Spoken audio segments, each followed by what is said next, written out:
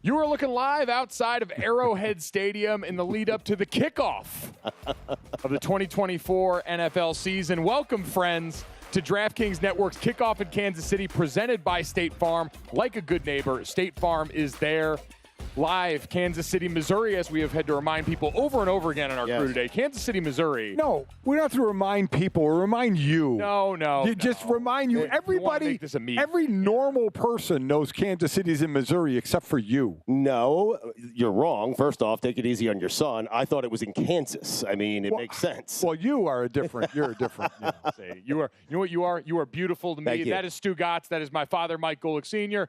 I'm Mike Golic Jr., and we have a jam-packed 3 hours for you guys, taking you all the way up to kickoff, the defending champion, now two-time back-to-back defending champion Kansas City Chiefs in a rematch of last year's AFC title game. And to help us get ready for this, we have a whole cast of characters coming through here today. You're going to get Trey Wingo, our friend, and a little preview of the pregame power-up. New show starting on the DraftKings Network this fall, Mondays and Thursdays, leading up to those primetime matchups. So we'll get a little taste of that with Claudia Bellafato and Trey. We've also got Derrick Henry joining us here in a little bit, the running back coming over to Baltimore, going to try and help things out tonight, as well as Nnamdi Madubuike, their defensive tackle, Ravens superfan Stavros Halkias, and hopefully Chiefs legend Art Still as well. Give me a little flavor of what it's like to be around here on a game day, because you guys know this, and you guys have been covering this a lot longer than I have. The atmosphere around here on game day, whether it is coming to celebrate yet another Lombardi trophy added to the trophy case, or just any Sunday of the year, this place seems to do game day different than most. I was so amazed this morning, 5:30, as we pulled in, to see people waiting in line. Not 10 cars, not 20, hundreds of cars. It's college-esque. Filled with people just waiting outside the stadium so they can get the best spot in the parking lot for tailgating. And another place I see this happen is the Green Bay. Yes. Where the roads basically shut down as people are waiting to get into the parking lot. I'm sure it's at more than a few places, but this place, it is college-esque. I mean, even when they were bad, they were filling it up. Yeah. That's a massive compliment to say this has that college football level of passion going to this environment. I was talking to one of the guys from a KC radio station around here, said there were people that went to the Royals game last night and then just stayed. Just stayed in the parking lot to get ready for this morning. So I still am so impressed with tailgaters. I've never done it to this level where you just – how do you not nap? How do you not have to lay in the car and nap when you're getting here in the morning and the game's not till 7:20 local time at night? Once you commit to the tailgate, though, Mike, and I know you never experienced this, you are committed, fully committed to the tailgate. You don't stop drinking once you start drinking. Stugotz, it's the number one thing I learned after I got done playing in college. I went back to Notre Dame for my first tailgate after I got done as a player, and I looked at my friends as we are tailgating a night game. We've been out there since noon, and I said, I get why you guys left our games at halftime all the time. I am exhausted right now. Exhausted. So we are filled parking lots around the brim with endurance athletes here at Arrowhead Stadium. And that's just the tip of the iceberg, guys. It is finally here. The NFL season, Dad is gripping the football tight over there because we're all pumped. It's finally here. We spend all this offseason going over storylines and talking about things that aren't actually the game. So we've obviously got tonight kicking off the NFL season with a rematch of the AFC title that we mentioned. We've got the Packers versus the Eagles in Sao Paulo in Brazil on Friday night, and then 13 games on Sunday with Rams-Lions on Sunday night. Dad, you'll be on the call for that for Westwood 1. So calling that game another rematch of the last game of the season, just like this one was with the AFC title game, and now they're facing the first game, the Rams and Detroit played in the wild card. And after all that is done, fellas, Monday night you get the Niners and the Jets. How about it? And I don't like that. I don't like when my favorite team, which is the Jets, when they play on a Monday night opening weekend. I don't want to wait around Monday night to see them lose. Are you going to audibly cheer? Are you going to audibly cheer on Aaron Rodgers' fifth play? Yes. Yeah. There should be like streamers in the crowd. You know, at the beginning of a basketball game when the home team scores their first bucket and people throw paper up. Play 5, there should be confetti cannons that go off in the crowd so you could celebrate defeating your demons. Play 4. It's funny, Mike, that you asked that because I was actually thinking about it. Like, would I cheer if we just got to a 5th play? I was discussing it with my wife because my wife and Rachel, one of my daughters, went to the Jet game last year. Oh. They wanted me to go. Wow. The first game of the year. He walked out. He had the American flag, the whole deal, right? And I told him, don't go. Something bad is going to happen. 5 plays in, they texted me saying, we're stuck here. Now, the Jets ended up winning that game, if you remember. But they lost the season. But they lost the season. Didn't feel much like a win. That is obviously that sinking feeling of dread that you are all too familiar with as a Jets fan, Stugotz. We are here to hold you through these tough moments. Thank you. But I want to focus on the positive on the other side. We are getting started with a brand new season. We mentioned some of what's coming up this weekend. Dad, I'll start with you. What are you most excited about? Like, if I gave you the whole NFL pond to fish out of right now, what are you most excited for heading into the 2024 season? Oh, my gosh. Probably like injured players coming back. So, like Joe Burrow, Aaron Rodgers. Aaron Rodgers coming back, Kirk Cousins coming back, and not just quarterbacks, obviously, other players that were hurt, and just because nowadays how quickly you can come back from injuries, and some can't, like Nick Chubb still on the PUP list and going to miss the first 4 games, but because it is such a whenever I see a player go down with a season-ending injury, it just makes my heart drop because I know their off season is now no longer their off season. Right. Their off season is now rehab until the next season. So that just crushes me. And then players who get hurt like the first day of training camp, the first week of training camp, and their season is over. You know, and them to have to wait to come back. So those players have to be so pumped to finally get back on the field. But you're excited to see the players who were injured come back and see what kind of impact they have on the teams. And in some cases, it's new teams, like in the case of Kirk Cousins. Yeah, it's exactly right. I mean, Kirk Cousins is making Atlanta, you know, one of the talks of the NFL with the weapons that they have and now having a viable quarterback. So that would be it for me. The guys coming back from injury, just because I know that they're chomping at the bit. What about you, Stugotz? I don't want to be prisoner of the moment, but the Chiefs going for 3 consecutive Super Bowls, something we've never seen, something that would seriously ratchet up the conversations of Mahomes and Brady and who's the greatest of all time. A team who is not playing to their strengths right now. They won that last year on defense, not on offense. We discussed this morning.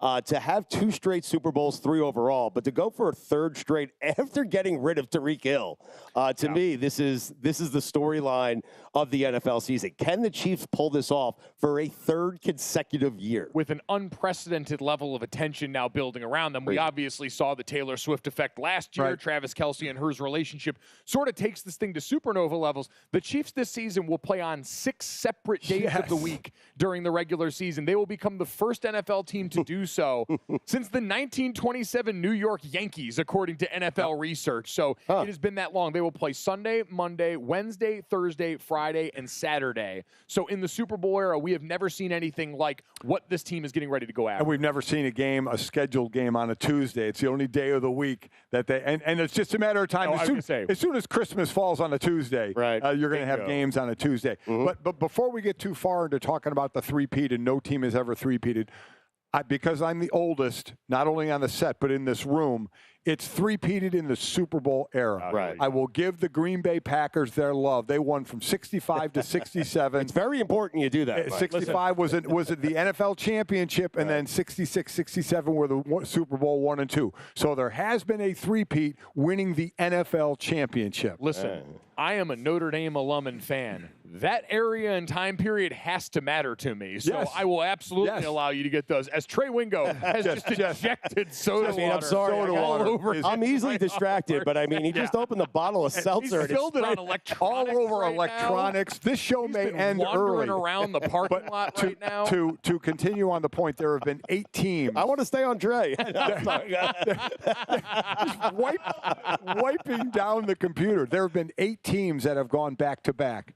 Not one of the 8 has reached a Super Bowl for a 3rd time, let alone won a Super Bowl. So even if the Chiefs get to that point, they're already doing something that has been done outside of the Packers. Let me ask you this. How much confidence do you guys genuinely have in the Chiefs' ability to do this? I feel like we came into last season with so much consternation about this receiver room, different parts of their roster coming off a Super Bowl win.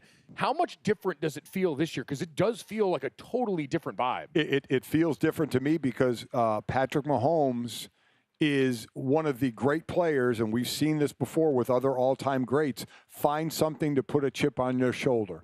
And he talked about how last year, which sounds odd to someone like myself who played 9 years and never got close to a Super Bowl. This dude has multiple Super Bowls and was mad last season, even though they won the Super Bowl, because the offense didn't lead them to winning the Super Bowls. I was like, I've spit on you for saying that, because I never got close to a Super Bowl. You hated your offense. I'm telling you. Yeah. You tried to slip that in there.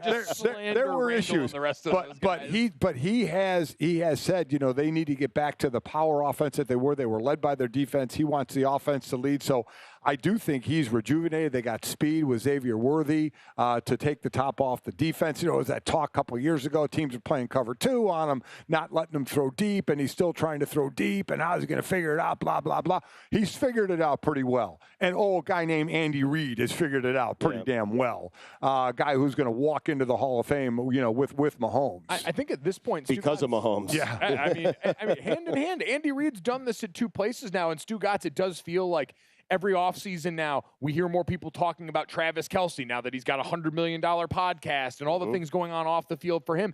Andy Reid getting up there in age, having accomplished as much as he does. Right. It feels like every offseason, the biggest threat to the Chiefs is just people wondering if any of these guys are going to decide to call it quits. I honestly don't think it matters, because getting back to the great ones and what they do differently than everyone else, Tom Brady won with like 17 different sets of wide receivers, But it was always Bill there. But Bill was always there until he went to Tampa, and then Bill wasn't there, and he still won anyway, and that is my point. But based on age, Pat is at some point in the height of it. I mean, Pat is 28. 28. No, I understand. But if Andy Reid, who is a great coach, okay, I'm not going to sit here and question Andy Reid's greatness, but it took Patrick Mahomes for him to get the love that he's getting right now, because before Patrick Mahomes, he was the coach who couldn't win the big game. And now he's the coach that is strolling into the Hall of Fame. I guess my larger point is, if you have a great player at that position, the most important position in sports, you're fine. Like if Spags took over and was the head coach of the Chiefs, would you be surprised if Patrick Mahomes led them to a Super Bowl next year? I mean, not to put the cart too far before the horse, but that is an interesting thing, because Spags is a guy. We talk about looking at the NFL this season.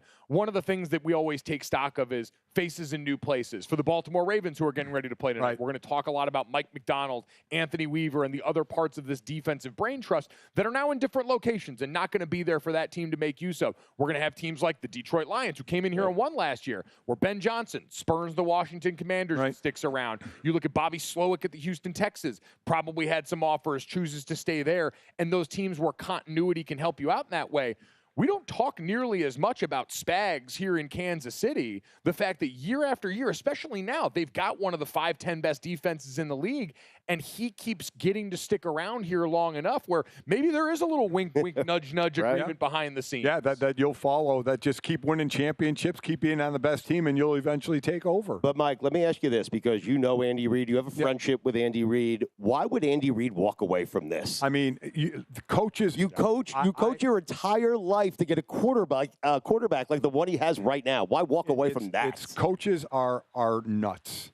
And I mean that in a nice way. When I was offered to coach in the NFL after I was done playing by the late, great Bud Carson, I thought about it for a little bit, and I said, Bud, I appreciate it, but I go to work, you're there. I leave work, you're still there.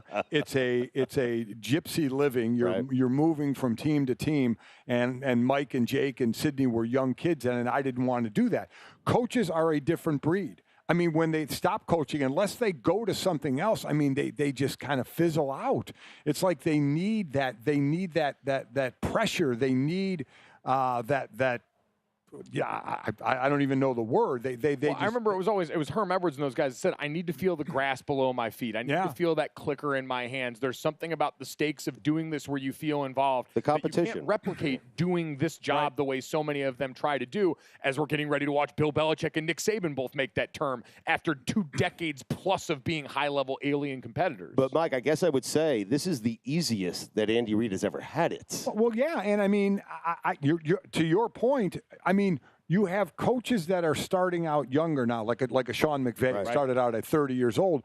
What a year or so ago was talking about retiring. And I knew he wasn't going to retire, but could he have gone to TV for a year or two? You know, just like Jimmy Johnson went to TV and we thought, oh, he'll go back to coaching. But he's like, why the hell would I go back to coaching? He was one of those that obviously, you know, the grind, he had enough of it. He said it, and he did it. And like fishing in the Keys, you know, and just he meant that stuff. And zooming into meetings. But, you know, some of these younger coaches, I think they'll end earlier. I think the burnout is more prevalent nowadays than the old coaches who are still sticking around. But I think that feeling you were discussing earlier, the competition, the stepping on the field, McVay would never get that stepping into a TV booth. No, right. And that's why I think they go into the booth for a year or so, catch their breath, and then go back because they can't. You know, you hear Jordan say, or again, some of the greats, you can't replicate, you know, the crowd and the emotion and the testosterone and everything going on. That you have to find an outlet for it, and sometimes it can be bad. The outlet you find for it. It is interesting, Stugotz. You mentioned the coaching aspect of it, because I think the other part that we talked about, and the other tandem in that, because you look at how this organization has been able to win through this course of the dynasty. It is Pat, Andy, Brett Veach, and then Travis Kelce and Chris Jones. And Chris Jones was the one they were flirting with the potential of a future without last year. So much so that he sat out the first game and they hang around here. For Travis Kelce, he's like, hey, even if they wanted to talk to me about a diminished role, I'm not sure I'd listen. I love this stuff. Right. He said he wouldn't listen. He wouldn't listen. Right. Yeah, he said, I'm not sure I would listen. And he still loves this stuff, clearly, but he's the guy that I look at offensively for them. That's the bedrock. As they've hockey line changed the O-line now and have Creed Humphrey, who's got a new payday. Trey Smith won't be far behind. They're going to be helping their rookie left tackle get going in it tonight. It's always been, hey, if you're an opposing team and you're trying to say, how do we give ourselves the best chance of stopping the Chiefs? It's always been, get up in Travis's face and disrupt that foundation of the offense first and foremost. And so I really think if you're looking at when can we start to look at a potential opening for other teams outside of someone else having just a marquee performance. If the Ravens last year played the game of their life with all that talent, maybe they win. It would be, hey, when Mahomes no longer has Travis Kelce there, what do they have in the wings waiting for it? Right now, I'm not sure there's a clear answer on that roster. And to me, he would be the first one to leave the triumvirate of Andy Reid, Pat Mahomes, Travis Kelce. Because the feeling is Kelce's 2 or 3 years. He's 35. He's a 35-year-old tight end. Yeah, I don't see Andy walking away. I mean, we talked to him on God Bless Football, you know, about the thought if you win, you walk away. And he was like... Said I'm having too much fun. Yeah, why? And to your point, why would he walk away? So, Mike, I understand your concern, though. So the one guy you're saying they could ill afford to lose would be Travis Kelce. That security blanket, always there, knows Mahomes, always there for Patrick Mahomes. But I would ask your dad, how does that work? Because the quarterback is so great. Does it really matter who the tight end is? Well, you kind of have to have a commonality, a common thread, right? He's gone through a lot of receivers, and he's adding another one in Xavier Worthy, this time back to a deep threat. Got a heck of a running back in Pacheco and a really good offensive line in front of him.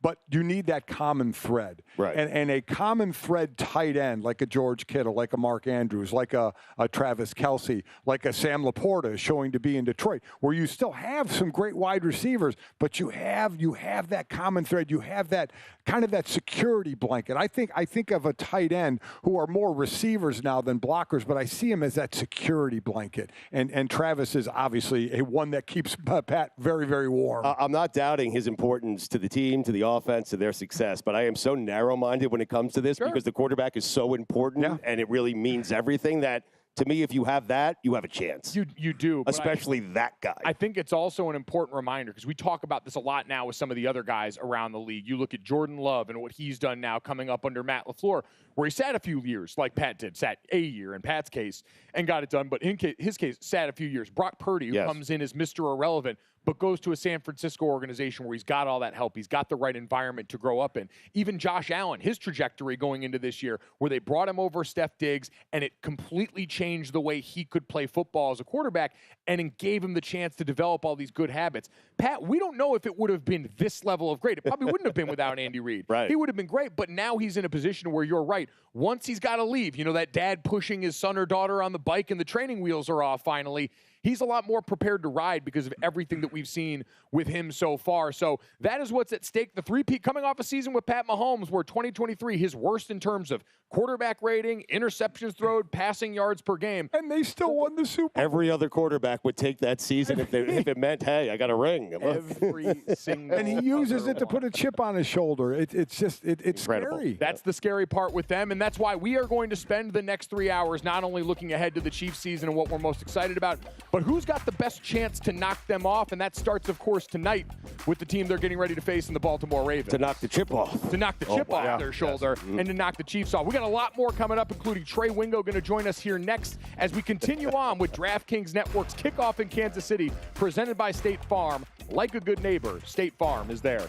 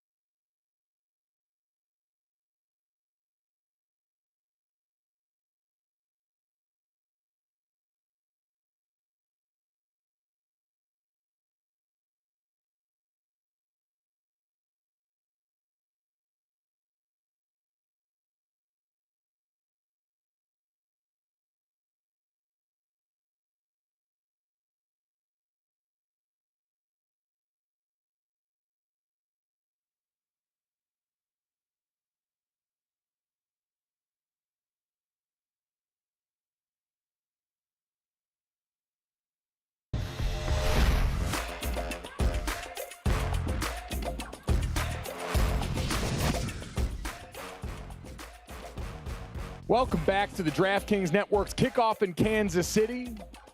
Hot one out the tailgate lot right now. Everyone loading up, getting ready to go here, as are we loading up the desk, because what does this need? Another big white guy used to work at ESPN. Trey Wingo kind enough to join us now. The new host of the Pregame Power-Up that's going to air Mondays and Thursdays at 6 p.m. Eastern ahead of Monday Night Football and Thursday Night Football. It is Trey, Claudia Bellafato, who you've seen with us on Gojo and Golic in the mornings, as well as Emerson Latzia, former NFL offensive tackle Marshall Newhouse, going to break down betting angles and the premiere of games, all on DKN. So again, Monday, September 9th on DKN. You can get that preview, and we're going to get it later in the show, Trey. Absolutely. We're going to take the reins for a little 20 minutes, give you a little taste, a little amuse-bouche, if you will. Well, we are an Arrowhead, which I think is the greatest. It's a little amuse. It's a little taste starter, just to get a little, yeah. You mean like an appetizer? Exactly, an aperitif. All right. Now he's speaking our These people, because this is the best smelling look at stadium. this guy. Amazing. Yes. This is the best smelling stadium in the NFL. Oh, without a doubt. I mean, when the waft from the barbecue hits you at Arrowhead, when we would play here, when we'd leave going to the bus, people would give us barbecue going on the bus. Was it only if you lost? No, they did not care. Wow. Yeah. No, they did not care. They were very nice. Good, fans. kind, salt of the earth Midwest. You're telling me if you Absolutely. won, they would still give you barbecue? Yes, probably spit in it, but they still gave us barbecue. Laced with cyanide, but yes, it was still barbecue. That's the home field advantage you look for out here. And so that is what the Ravens have to look forward to no matter what tonight. Trey, we just did 20 minutes talking about the Chiefs. We'll have plenty of time to talk with you about them, but I do want to look at the Ravens a little bit tonight here. Team that obviously lost in the AFC Championship and lost a lot this offseason. Yeah. Where are you at in terms of the 2024 Ravens' ability to match or exceed the success from last season? Here's the problem for the Ravens, and it's the exact opposite of the Chiefs. Like, the Chiefs lost this game a year ago. Yeah. They didn't have Chris Jones. They didn't have Travis Kelce, and Kadarius Toney somehow turned a perfect pass into a pick six in a 1-point loss to the Lions. Happy trails. And the Chiefs were fine.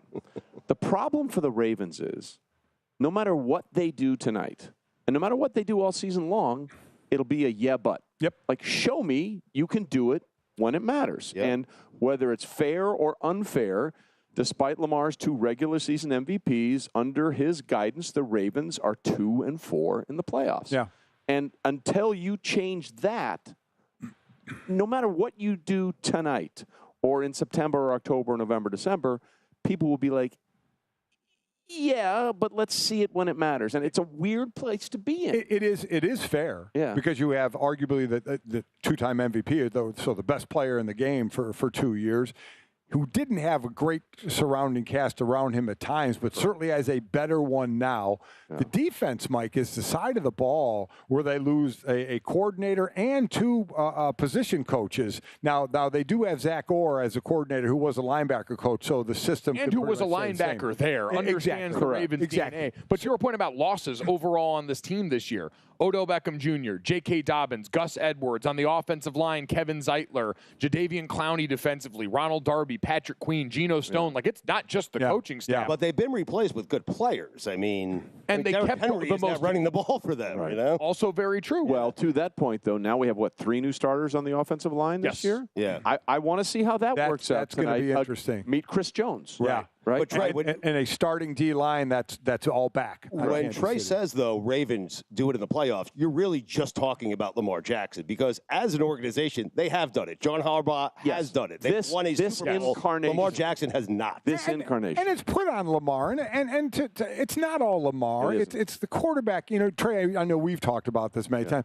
Wins and losses going on the quarterback, I can't stand. I agree with you. But so it's not all on Lamar. But, Mike, it is. Like, that's just the way. No one is saying, but no one is sitting here saying Derrick Henry needs to win a Super Bowl. Yeah. It's on. I'm saying Lamar needs to win one. What people say and what he's going to be the common thread through it. He is going to be the common thread. That's why you can only change as much around him as the Ravens are changing right now if you've got a transcendent quarterback like they do in Buffalo, like they do here in Kansas City. Yeah, and the thing about, you go back to the AFC Championship game, which they had, and the Chiefs went in there and won that game.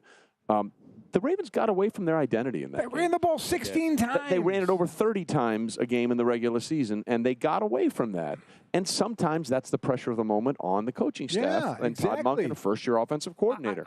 I get that it's on Lamar, Stu. I do get it, but to me, it's unfair. It's unfair at times to say it's just on the quarterback. Well, I think the way to look at it is, in that game, Lamar threw a really bad interception in the fourth quarter in the end zone that he should not have thrown. He had a fumble in that game. Yep. I mean, there were other things that he didn't do well in that. Like, in the Chiefs' run to the postseason, the Super Bowl last year, in all 4 playoff games, Patrick Mahomes had 1 turnover, and it was the start of the second half, a really desperate throw against the 49ers, and luckily they dodged a bullet. 2 of those games on the road, by the way. Yeah, exactly.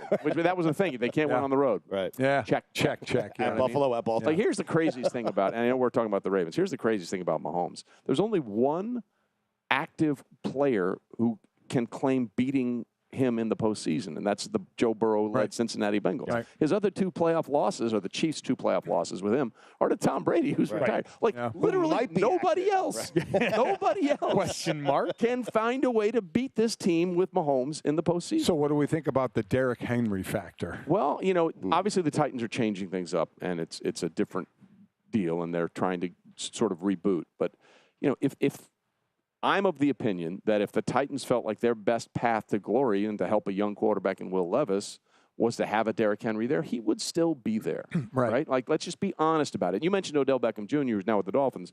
You know, when was the last time he really produced anything? Sure. You know what I mean? So I don't miss the first 4 weeks. Correct. Yeah. So, you know, for me, you know, I think this is Derrick Henry of the last year and the last couple of seasons is not the Derrick Henry that he was. Derrick Henry, who was still second in rushing yards last season, and outside of Christian McCaffrey, this is the one that to me benefits the Ravens in their current situation with their offensive line the most. Because Lamar Jackson on the other side, fewer rushing attempts last year, but almost a fifth of them went for at least 10 yards. So a first down every time he pulls it down, 1 of every 5 times. For Derrick Henry, outside of Christian McCaffrey, among running backs that had 100 or more carries last season, second in yards after contract. So you've got thunder and lightning in the backfield on every play, which for an offensive line up front, a group that's trying to gel, a group that's probably trotting a rookie out at right tackle, that's invaluable in the early going to, like we talked about before, creating an environment where those guys don't feel like, well, man, I got to strain all out because I'm protecting the MVP. It's like, no, he's going to protect you guys for a little bit and help you out with that. And what's really fair about that is the one issue the Chiefs had last year with their defense, which was phenomenal, is they weren't great against the run. Right. So, you know, I would see we'll try and play some keep away here. Because keep in mind, these two teams last year, which I thought this was one of the most fascinating things I found in research for this game, the Chiefs and the Ravens tied for the fewest touchdowns outside the red zone last year. They each gave up 4 touchdowns outside the red zone all season long, which means neither one of these defenses gave up the big play. Yes. And that's exactly what the Chiefs are going to try and do this year with Worthy, with Rashee Rice and Juju, and whenever they get Hollywood Brown back. This offense is now built to take those shots that they used to take with Tyreek and Mecole at his peak, and he's back as well. So I think that Ravens defense with all those players gone or changed, it's going to be tough. That shot play, I think the Chiefs are going to, let's see if you can still do it. Yeah. That is the interesting part for me with Kansas City. We've talked all offseason about how resources-wise they've tried to allocate for, hey, an increase in those deep passes, trying to get those.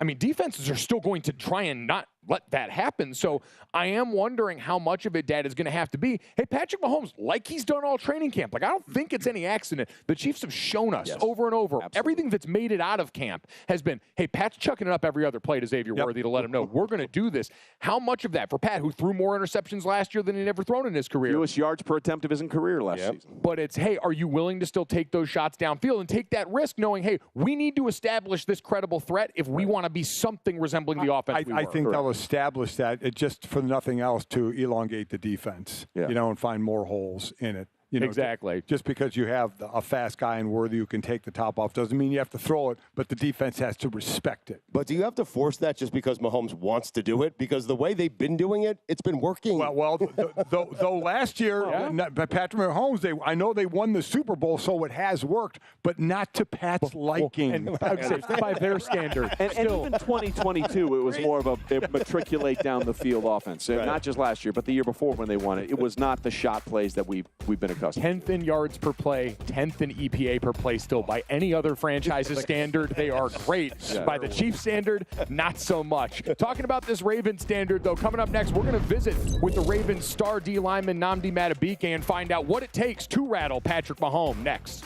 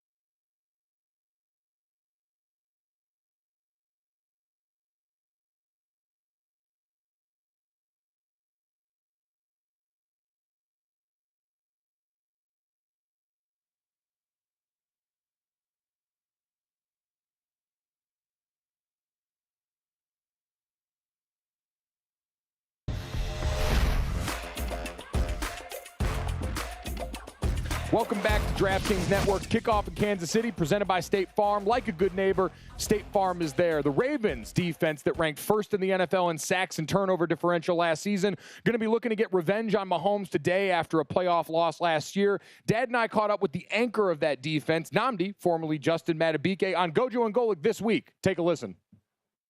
Week one rolling along, and excited to talk to one of the guys that's hopefully going to be a big part of making a splash on Thursday night when we kick off the season here.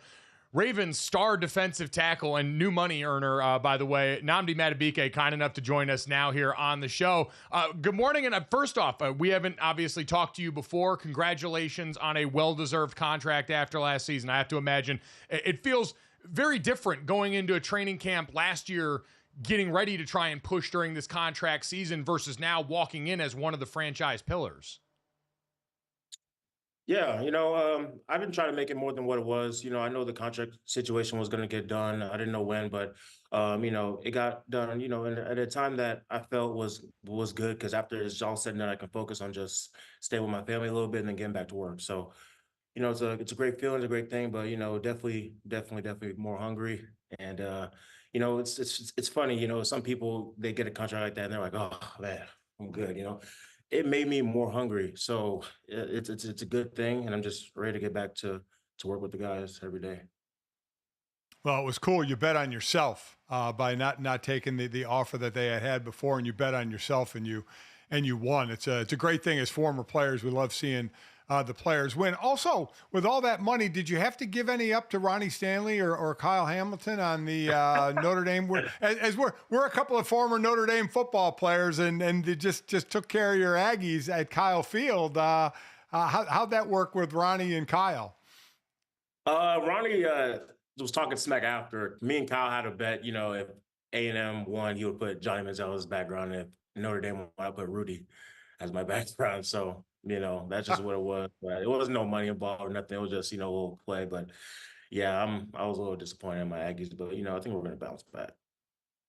You know what? You got something new to focus on this week and an actual opponent. You guys are done with training camp, so now that college football had its weekend here, you guys are a part of the opening night for the NFL, going and taking on the defending Super Bowl champion Kansas City Chiefs, obviously a team that you guys also saw in the postseason. So what are the emotions like with that? Obviously, a rematch here is not going to change any of what happened last year, but is there added motivation with it being this Chiefs team?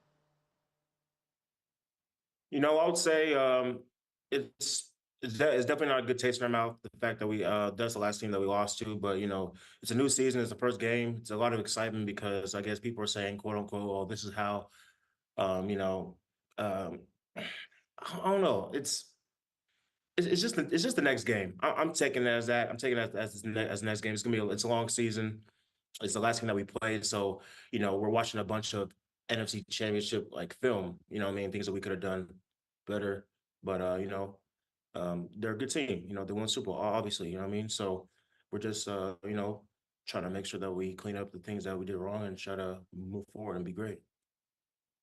One thing that changes every year is the makeup of a team, and that includes coaches. You lose your D coordinator, Mike McDonald, to Seattle. He also takes with him a couple, Denard Wilson, Anthony Weaver as well. You get a new coordinator, Zach Gore, who's been there as a linebacker coach, but a new D-line coach in Dennis Johnson from Baylor. So talk about the difference, and he's new to the NFL and just how that has gone. Yeah, he's new to the NFL. He coming from Baylor, but definitely has a love for the game, love for football, love for the trenches and D-line. So he's always amped up, excited every day to get to work. And I love when coaches like that bring that type of energy. Lift everybody up. So I'm excited to move forward in this season with him, and with the whole team is too, and the whole D-line is too, and we're just gonna keep getting after it every day. That's all we can do. What about with Zach at the helm? Obviously, again, he's a guy super familiar with that building. We always talk about having former players as a coach. It's one thing for that. It's another to have a guy who's like less than a decade removed from wearing the exact uniform that you wore. So what's it been like with him in that lead role now in the defensive meeting room? Zach, he keeps it real. Like you said, he wore our uniforms. He played in the Ravens and the helmet. So, he definitely has been around the guys like T. Sizzle, Ray Lewis, all these guys that are big time players, in this franchise. So he keeps it real. He keeps it real in terms of like how to take care of your body. He keeps it real in the mentality that you have to have towards practice. He brings that juice. He brings that energy. So it's all positive things. All positive things to take us to where we know that we can get to. So during practices in training camp, when you go best on best, now obviously you can't tackle Lamar Jackson, but you got a new running back and a big dude named Derrick Henry. How is that gone when good on good's going on and you got to hit that big boy? Yeah, I mean, for me as a D lineman, it's just another running back. You know, he's a different caliber, but you know, it's another running back. But you know, he definitely brings that excitement to the offense. You know, he's a great player, great person as well. And you know, I'm looking forward to just going along this journey with him. You know, we have a great team and we have great potential. You know, we just have to keep putting the work in one day at a time. That's all we can do. That's all we're gonna do. We talked about some of the voices that are gone in your guys' defensive locker room. Obviously, there's some players that signed great free agent deals elsewhere because of the success that you guys had last season. But people have pointed to, this linebacker core, Kyle Hamilton in the safety room as reasons why that success can go year over year. I'm curious for you, last season, big breakout year. What about this defense in particular, the structure of it, what's asked of you on the D-line, was the perfect marriage for your skill set and allowed that kind of success to happen? Talking about last year? Yeah, last year, and just why this defense fits you so well as a player. I think the defense fits me well as a player, just in the sense of, I can play 3 tech. That's my primary. I can be out in the defensive end spot. I can hold my own at the nose. I just feel like I'm just very versatile on the defensive line. That's just what I feel will just helps me be a great player on this defense. Having Kyle in the back, having Roquan behind me, those are big time players that make big time plays. So, I just think, I guess you could say we're like a 3-headed monster, but there's definitely other guys that contribute for sure. It's really an 11-head monster. Everybody can play very, very well at a high level. So, it's just everybody just believing in each other, taking it one day at a time, and just keep working. Every player prepares differently in your prep work, especially in the film room. I'm sure you do both of watching the scheme of the line, but how much do you watch the individual players' technique that you're going to play against? Days like today, it's like a regular Thursday, like a pass rushing day and stuff like that. I definitely watch some of the guys on the O-line, whatever opponent I'm facing. Chuck Smith does a great job in breaking things down on the film room as a defensive front and things that can work and things that can that you can avoid. That he's strong at. So all these little things, just these little details, just adding up together, and then you put your own little spin on it, and seeing that what can I do as a player to make an impact on this D-line against a certain player. And you do your own due diligence and do your own film, and you have confidence and you go out there and play. And, a couple of the guys you're going to go against, certainly Creed Humphrey, a guy like you, signed an extension this offseason. Some great players there. We know for everyone, though, a lot of the focus with Kansas City is going to be on the quarterback and Patrick Mahomes. We've heard other teams talk about defending him before, but as a guy who's played against him already, understands the caliber of player there, what is the approach for someone like Pat, who now has such a well-established reputation in this league? Yeah, the approach is hit him, get him down, just like any other quarterback that we play. I don't try to make it more complicated. I don't try to make it E equals MC squared. I just try to make it ABC, 1, 2, 3, like go. And we have game plans, that help us, in that format. Obviously, we have things that we have to do because he's such a dynamic player. We have to, definitely scheme him a little bit different. But I think they're thinking the same way. The Ravens defense is a super physical defense. We have to scheme them a different way. So it's two good matchups. No, there's no doubt, especially after last season. You guys are a weapon on both sides of the ball, really, that now teams have to account for. And we know that's going to be the Chiefs' problem on Thursday night, trying to account for what you guys do there. It's going to be an exciting game and a great kickoff to the season. Nnamdi, we appreciate the time. Thank you so much. Congrats on the new deal and best of luck this season. All right, man? For sure, man. Appreciate y'all, man. Thank you. DraftKings Network Kickoff in Kansas City is presented by State Farm. Like a good neighbor, State Farm is there.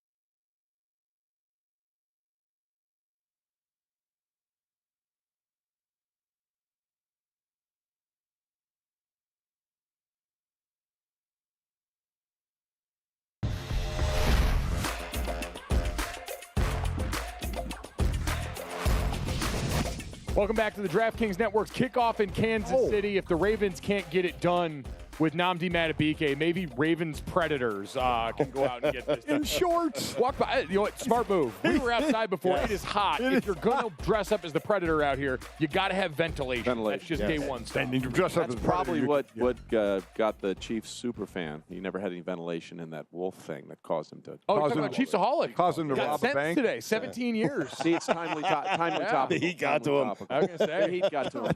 No ventilation in that wolf outfit. It's an odd side effect. Heat makes cowards of us all, or in that case, bank robbers. So there is certainly that. So we'll see if the Predator can take down Chiefsaholic. In the meantime, we're trying to figure out who can take down the Kansas City Chiefs as we head into this season. The biggest threat to take out the Chiefs, obviously, they are plus 500 to win it all again. The best odds right now on DraftKings Sportsbook. And behind them, unsurprisingly, the 49ers team that lost to them last year in the Super Bowl, followed by the Ravens we'll see tonight, the Detroit Lions, the Bengals, and the Philadelphia Eagles. So I'll give you that sampler platter. I'll give you anyone else, Dad, who you actually think the biggest threat Let's start in the AFC because, again, there have been 8 other back-to-back Super Bowl champs in the Super Bowl era, and none of them reached the Super Bowl. So let's start in the AFC, the team that will knock them off to not reach the Super Bowl. We all know where Stu's going to go. Yeah. I've already made, on Go Joe and Golic this morning, I made the pick. I said Cincinnati and KC, and I think Cincinnati is going to knock them off. Joe Burrow, one of the very few quarterbacks. Well, Tom Brady. Still playing. And Brady. So I think Cincinnati is the team that will knock them off and not have them be the 9th team to go back-to-back and then not go to the Super Bowl. All right, Trey, I want to frame this to you different then, because I feel like we're going to get a steady diet of Cincinnati, steady diet of Buffalo, Josh Allen, or this Lamar Jackson-led Ravens team. What's the furthest down you're willing to go in the AFC where you'd say that team's got a chance of pulling this off? Well, I know what he's going to say. Yeah. Sure. But Jacksonville. I will say this. I'm curious to see what the Texans are capable of. Okay, that's kind of what I was fishing for here to see if we could get some Texans love. Year 2 for a team that burst onto the scene and won a playoff game last year. And this is why whenever you look at the schedule, never say, well, this was their win-loss record a year ago. Yeah, ever. That means crap. Nothing. Unless your quarterback is Josh Allen or Patrick Mahomes or Joe Burrow. Right? One of the Lamar Jackson. Lamar Jackson. Because the Texans before last year won 2 games the year before, and then they went 10-7, won the division, and won a playoff game. Yep.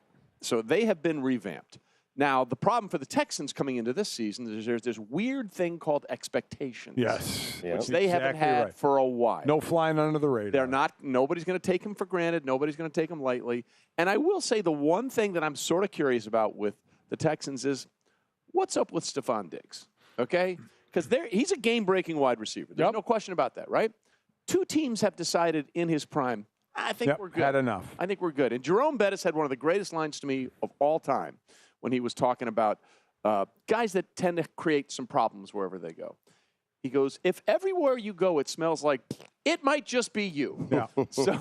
So I'm just curious to see how that all mixes, because on paper it looks great. For the Houston Texans. Sure, and I think it is Stugotz different where it's in a place like Minnesota where when he's there he was the best receiver. In Buffalo when he comes over and was the best receiver, to where now he's one of the dudes. Well, he's one of the guys there. Nico Collins is but by if most he's one of the guys, estimation. then you have a good wide receiver. Correct. Which the Texans do. Yes. So can that combine with a 1-year deal? Remember, they shaved off all that time in the back of his deal. Said you can go play it out for 1 and have some extra motivation. Does that do anything for you, Stugotz? C.J. Stroud, first off, we'll start there, does not seem like the guy who is bothered by expectations. I understand what you're saying, Trey. He went in with none last year, and he exceeded all of them, right? And now he has expectations, but he seems to be built like in that Mahomes way, where he thrives on the expectations. You guys think I'm going to be great? I'm going to be great, okay? And so I think the Texans are certainly one of those teams. I'm not certain if I'd go past the Texans to find another team that could beat the Chiefs, meaning I wouldn't go to the Colts. I wouldn't go to Jacksonville. I think the Texans, that's the line. Well, I mean, who's above that line? I mean, I know you're putting the Jets. I'm putting the Jets there. I'm not putting the Jets there. I'm saying Baltimore. I'm saying Cincinnati. Buffalo, possibly. Even though I picked the Jets to win the division, that doesn't mean that they'll make the AFC Championship. What about Miami? No, I don't think so. They beat one team with a winning record last year. I just don't think they're so. They're really good at beating up on the bad teams, and they're not good. They played Kansas City here, by the way, in the playoffs. Yeah, that was crazily cold. Well, I mean, that cold for both teams. But I think people forget with that Dolphins team. You were signing guys off the street to rush the passer on the edge. Yeah, you had lost Chiefs balls. team where, hey, you could have them on the edge if you had the dudes. They just weren't in position to take advantage of their best matchup. The speed gets mitigated some of the cold, but there is so much. When Devon Achane's healthy, I mean, remember before the injury last season, he was the unholy tear that he was 70 points against the Broncos. And, I mean, he's just one of those dudes, even if they're not 70 points a game good. So no love for them in there. Stugotz, the Jets, what's your case for this to actually get done? So the Jets, to me, they have a great team. They have a great defense, right? So if they play the Chiefs in the postseason, they have that defense that could at least slow Patrick Mahomes down, I think, right? But here's what they have if he's healthy, and it's a big if, and I understand that. If the quarterback is right, if he's right, and he gets back to where he was a couple of years ago, back-to-back MVPs, he is the one quarterback in the NFL, I think, that can outplay Patrick Mahomes in a big spot in a big game. I know Trey's going to disagree with me. Mahomes. What's that? He's the original Patrick Mahomes. He's the guy that did this skill set before Pat came and did this skill set in the modern era. So Rodgers is so confusing in terms of legacy because we all know how great Aaron Rodgers is, and Trey's about to explode right now. Valid Hall of Famer, Mount Rushmore quarterback, arguably. Right, but your favorite quarterback's favorite quarterback. When all these guys, the young guys, Caleb Williams, C.J. Stroud, come up, a lot of them, Caleb Williams mentioned Aaron Rodgers as his best current quarterback. Yes. So he's just hard to figure out historically because he has the one Super Bowl, but it feels like he should have 5. Well, look, that's my point. And look, it's not just on him, but he became the Packers starting quarterback in 2008. And over that time frame, the Packers had 12 playoff wins against 10 losses. I'm bringing up the outlier. Patrick Mahomes, 2018, he's led the team to 15 playoff wins and only 3 playoff losses. So as good as Aaron Rodgers is, and there's no question about it, he's earned all that kind of stuff. The one glaring hole in his legacy is consistently coming up big in those spots in the postseason. So I'm going to need to see that. Well, they don't need to see that before I believe it. They don't need him to be consistently good in the playoffs. They need him to be good for 2 years. Yeah, right. Because you're not making this deal and basically making him the de facto GM unless the expectations are you got to at least get to. I mean, absolutely. Again, their last Super Bowl. And their only Super Bowl was before we walked on the moon. I'm just going to put that out there. Right? And it's funny to think about that. I did a podcast with David Hellman over at Fox Sports, and we talked about what were realistic expectations for this Jets team. And it is obscured by what you just described. Like, if you were to look, regardless of the outcome and the time limit that's on the quarterback there that we put with age in the contract, and you would look at that roster, you would say, hey, if he can just get through this season healthy, next year could be something with that team. If you kept that core together and kept him healthy. Then he'd be 42. He would be. But if he got through this season healthy and he was, let's say, not quite the MVP Aaron Rodgers from before 2022, but he wasn't 2022 where he felt like he took a step back. Somewhere in between there. Correct. If you had that guy. And some of that was the young receiving core for Green Bay. And so I'm saying, but Trey, he is 2 years removed from 37 touctouchdowns and 4 interceptions. Yeah. So he's always been interception averse and averse. Like that's the knock on Rodgers. He sometimes is not going to take those shots because he doesn't want the interceptions on his resume. Right. So I guess what all I'm saying is the realistic expectation for this team would be, hey, make the playoffs this season and have Aaron Rodgers leave the field in the last game under his own power. And then you walk into next year, and now all of a sudden that's a team where, hey, if the offensive line stays together and you drafted Olu Fashanu to come in there and supplement that on the perimeter, that would be a team that I could get excited about. Are you doing a 2025 pre-draft thing already? Damn right. He's already on to next season. The other thing I guess I'm saying is those are realistic expectations, but the reality is it is Super Bowl or bust for this team. It is. And people say, well, Peyton Manning was only 14-13 in the playoffs as a starting quarterback. He went to 4. Yeah. Okay, he got to 4. You got to 2 with Brett Favre. You got to get there. Yep. You got to get there if you're the Jets and Aaron Rodgers. You do. You do have to get there, and in this case, there really is no time to wait for it now because, like I said, he's not getting any younger, even though physical outlier in terms of recovery, as we discussed. And I don't put him as a team that can knock off Kansas City and make it to the Super Bowl. Well, I can't wait for Sam Darnold and the Vikings to make it to the Super Bowl. You know what? That is what you can expect coming up here in the next hour. Stugotz and God Bless Football taking over the kickoff in Kansas City. We're just getting started here. They're all up on the set next.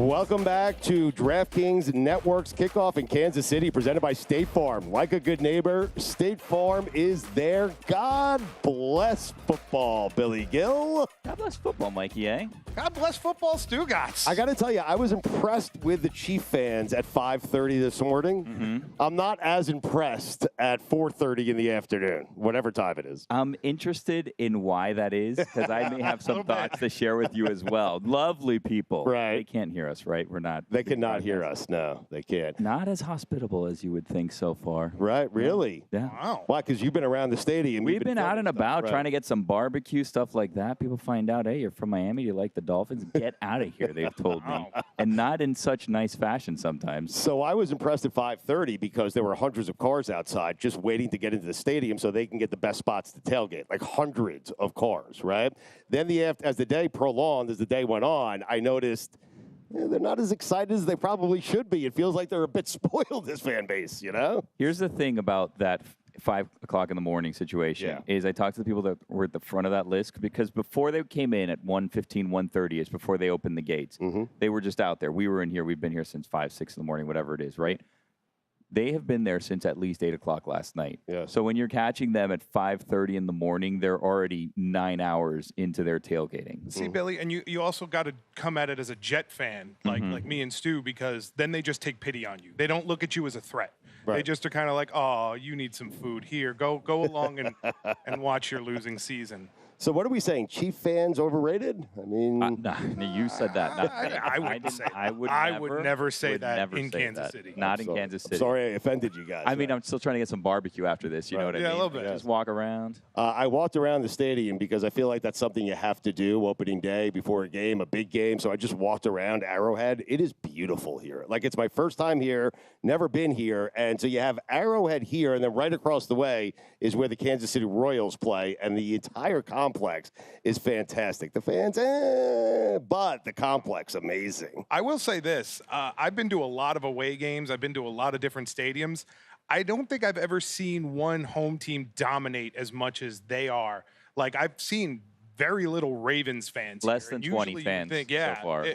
You would think that There's one Ravens fan dressed as the Predator that's walking around. He definitely stands out. That's way too. That's trying way too hard for me. It's hot. It's hot way to be too. in a It is Predator's costume hot. today. Yeah. I am it's hot large. to be in jeans today. Yeah. Billy, are you annoyed? Do you think people are starting to get like Chiefs fatigue? Because not they're so here. good. No, Not here. not We're the here. Chiefs I'm just game. saying, Everybody here loves Billy, the they Chiefs. can't hear us. I found the complete opposite. As a matter of fact, You everybody realize here is this very is a stream. excited about the Anybody Chiefs. can hear us. I understand that. They're from Kansas City. Yeah, they're and all pretty high on the Chiefs Let out me here. remind you, they cannot hear us. Yeah, I'm just saying. Just answer the question. My interactions today, everyone's very high on the Chiefs. But are you getting Chiefs fatigue? No. Yeah. But if we were doing the show in Baltimore, your answer would be what? Oh, I mean, if we were doing the show in Baltimore, I'd be telling you how great the Ravens are going to be this year.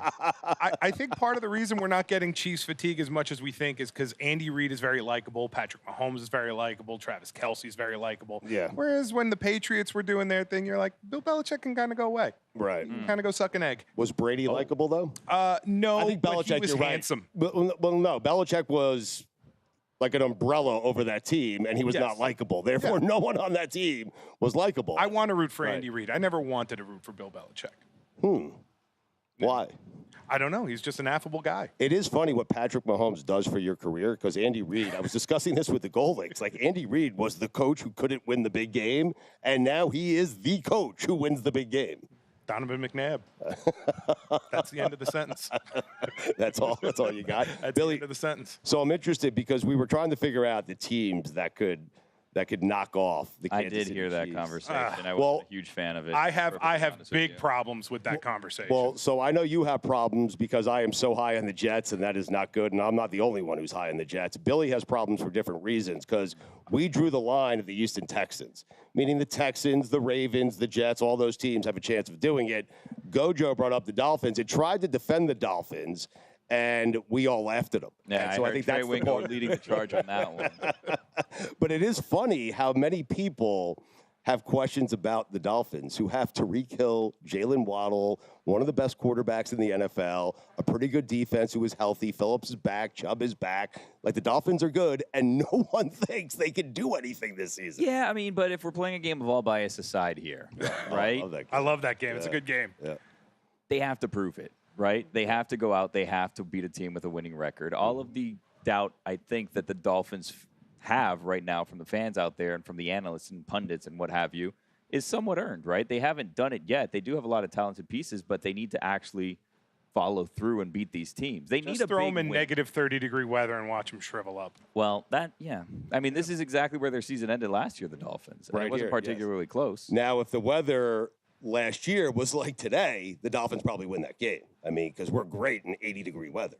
We thrive. It's a lot hotter than 80 out there. Got a we there. It's a lot Dolphins I fan don't know all of a why I went sudden. we there. I've never said we as it relates to the Dolphin guy all of a as it sudden. relates to the Dolphins. Are you guys excited? We're going to the game tonight, man. Are you going? Because I've heard some, I'm still I've heard wondering some about mixed messages on that So situation. I do want to go, but the more I speak to Mike Golics Sr. and to Trey Wingo, the more likely it is I'll end up at the hotel bar, because they are telling me, like, hey, just when we're done, get out of Dodge. Go home. Not a good idea. You go opposite traffic. You don't go with the traffic. You go opposite of where the traffic is going. I'm leaning towards going to the hotel bar unless you guys could sway me the other way, which I don't know why you would. Are they picking up the tab at the hotel bar? Because that's a different conversation then. So what are you saying? I'm saying you go where my credit card saying goes? If the Golics are picking up the tab at the hotel bar, that might be your way. So Gojo's out of here. He's getting on a plane. Golic will be sleeping by the time we get back to the hotel bar. He's eating a bag of chips right now. I will pay for drinks if we go back to the bar, yes. I don't understand. You don't want to go to this game? This is going to be a great game. I love watching the game. Like the at-home experience of watching games has become. But you're not going to be at You know home. what the best part is? I'll be in a Tomorrow you'll hotel be at room. home. Yeah. Sunday you'll be at home. Tomorrow, Monday Friday you'll Night be at Football, home. you'll be at home. I'll be at Northwestern Duke. Well, that sounds like a you problem. Yeah. My daughter goes to school there. But there's only one Friday night game in Brazil. You know what I mean? Home is where your Say, loved ones are. Rachel, so you will be listen, I love you. I love lacrosse. I support you. But what are we going to do here? Is that what I do? I mean, I think it's a fair thing to say. I think she'll understand. If she loves you, she'll understand, I think. Big if. Would she not? Yes, she would. I am going to go to the game. I'm joking. I'm excited for it. I promise your ticket to someone else if you decide you're not going to go. No, you're not, Billy. No, I already have. Okay. I have already said Stugotz may not go to the game. If you're interested in going, there may be an extra ticket. I am only going to the game, so I have one mission in mind tonight, okay? It's to get into that suite. Yeah. I want to get to the Kelce suite. And so I think I have a way to get not just myself to that suite, but you as well, Billy. We'll see. What do you mean we'll see? I don't have as much faith in you as Yeah. you do, I would say. Well, no one has more faith in me than I do. Yeah. That is for sure. Yes. Yeah. But it also leaves us here waiting for Chris Sims, you know? What do you mean? I mean, there's Chris Sims. He's going to come visit us. He's going to talk to us. God bless football. He's going to be on the show with us. Guy's MIA right now. Well, he's got a job that pays him. Come hang out with us. Hey, Stugotz, you want to play a game of if the season ended today? Oh, wow. Might be the earliest we've I ever have been done waiting this. all season to play this game. Well, the season starts today, so. That was the joke. Yes, let's play it. All right. Yes. This is how it works. Okay. We tell you what would happen if the season ended today. So, for example, right now, if the season ended today, Jets probably on the outside looking into the playoffs. Why, though? Winless. Oh, Yeah, no wins. They're at winless. the moment. right. Got it. Yeah. Okay. But you can also predict Super Bowl champions. You can predict MVPs. You can predict a number of things if the season ended today. Okay. So you're going to lead us through this? Well, no, I toss it to you. You haven't if the season ended today. I started with you. If the season ended today, I think the Jets miss the playoffs. If the season ended today, I think the Jets make it to the Super Bowl. Can I ask you why? Because I think their defense is – I'm not going to sit here and pick the Chiefs. It's too easy. Everyone's picking the Chiefs, right? So I'm not going to do it. Because you're very high on the Jets. The media as a whole is very high on the Jets. And it's because, well, Aaron Rodgers is coming back. But he's Chris tough. Sims has them going to the AFC Championship game. Well, if he comes, he can tell us why. Also But here's said the Zach thing. Wilson was the best quarterback. That is true also. True. That's a fair point.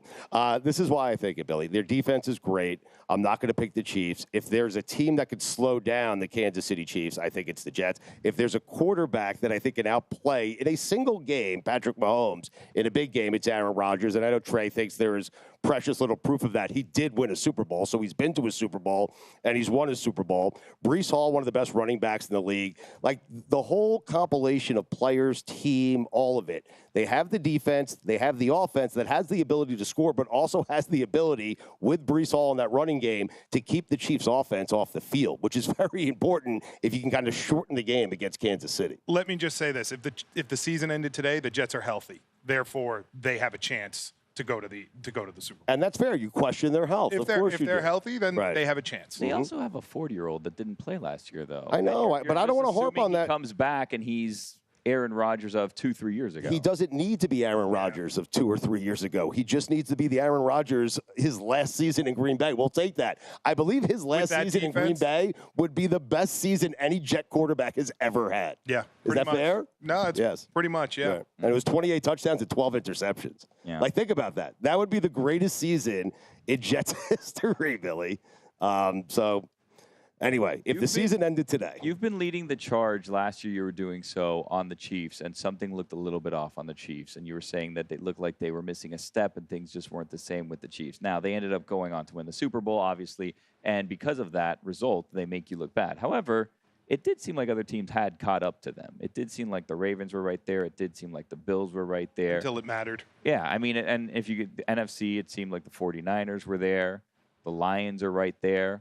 It seems like teams have caught up to the Chiefs. Do you think that that's the case and they just ended up kind of things worked out, maybe experience, maybe, just being there before helped them get through the playoffs? I mean, the AFC is loaded, man.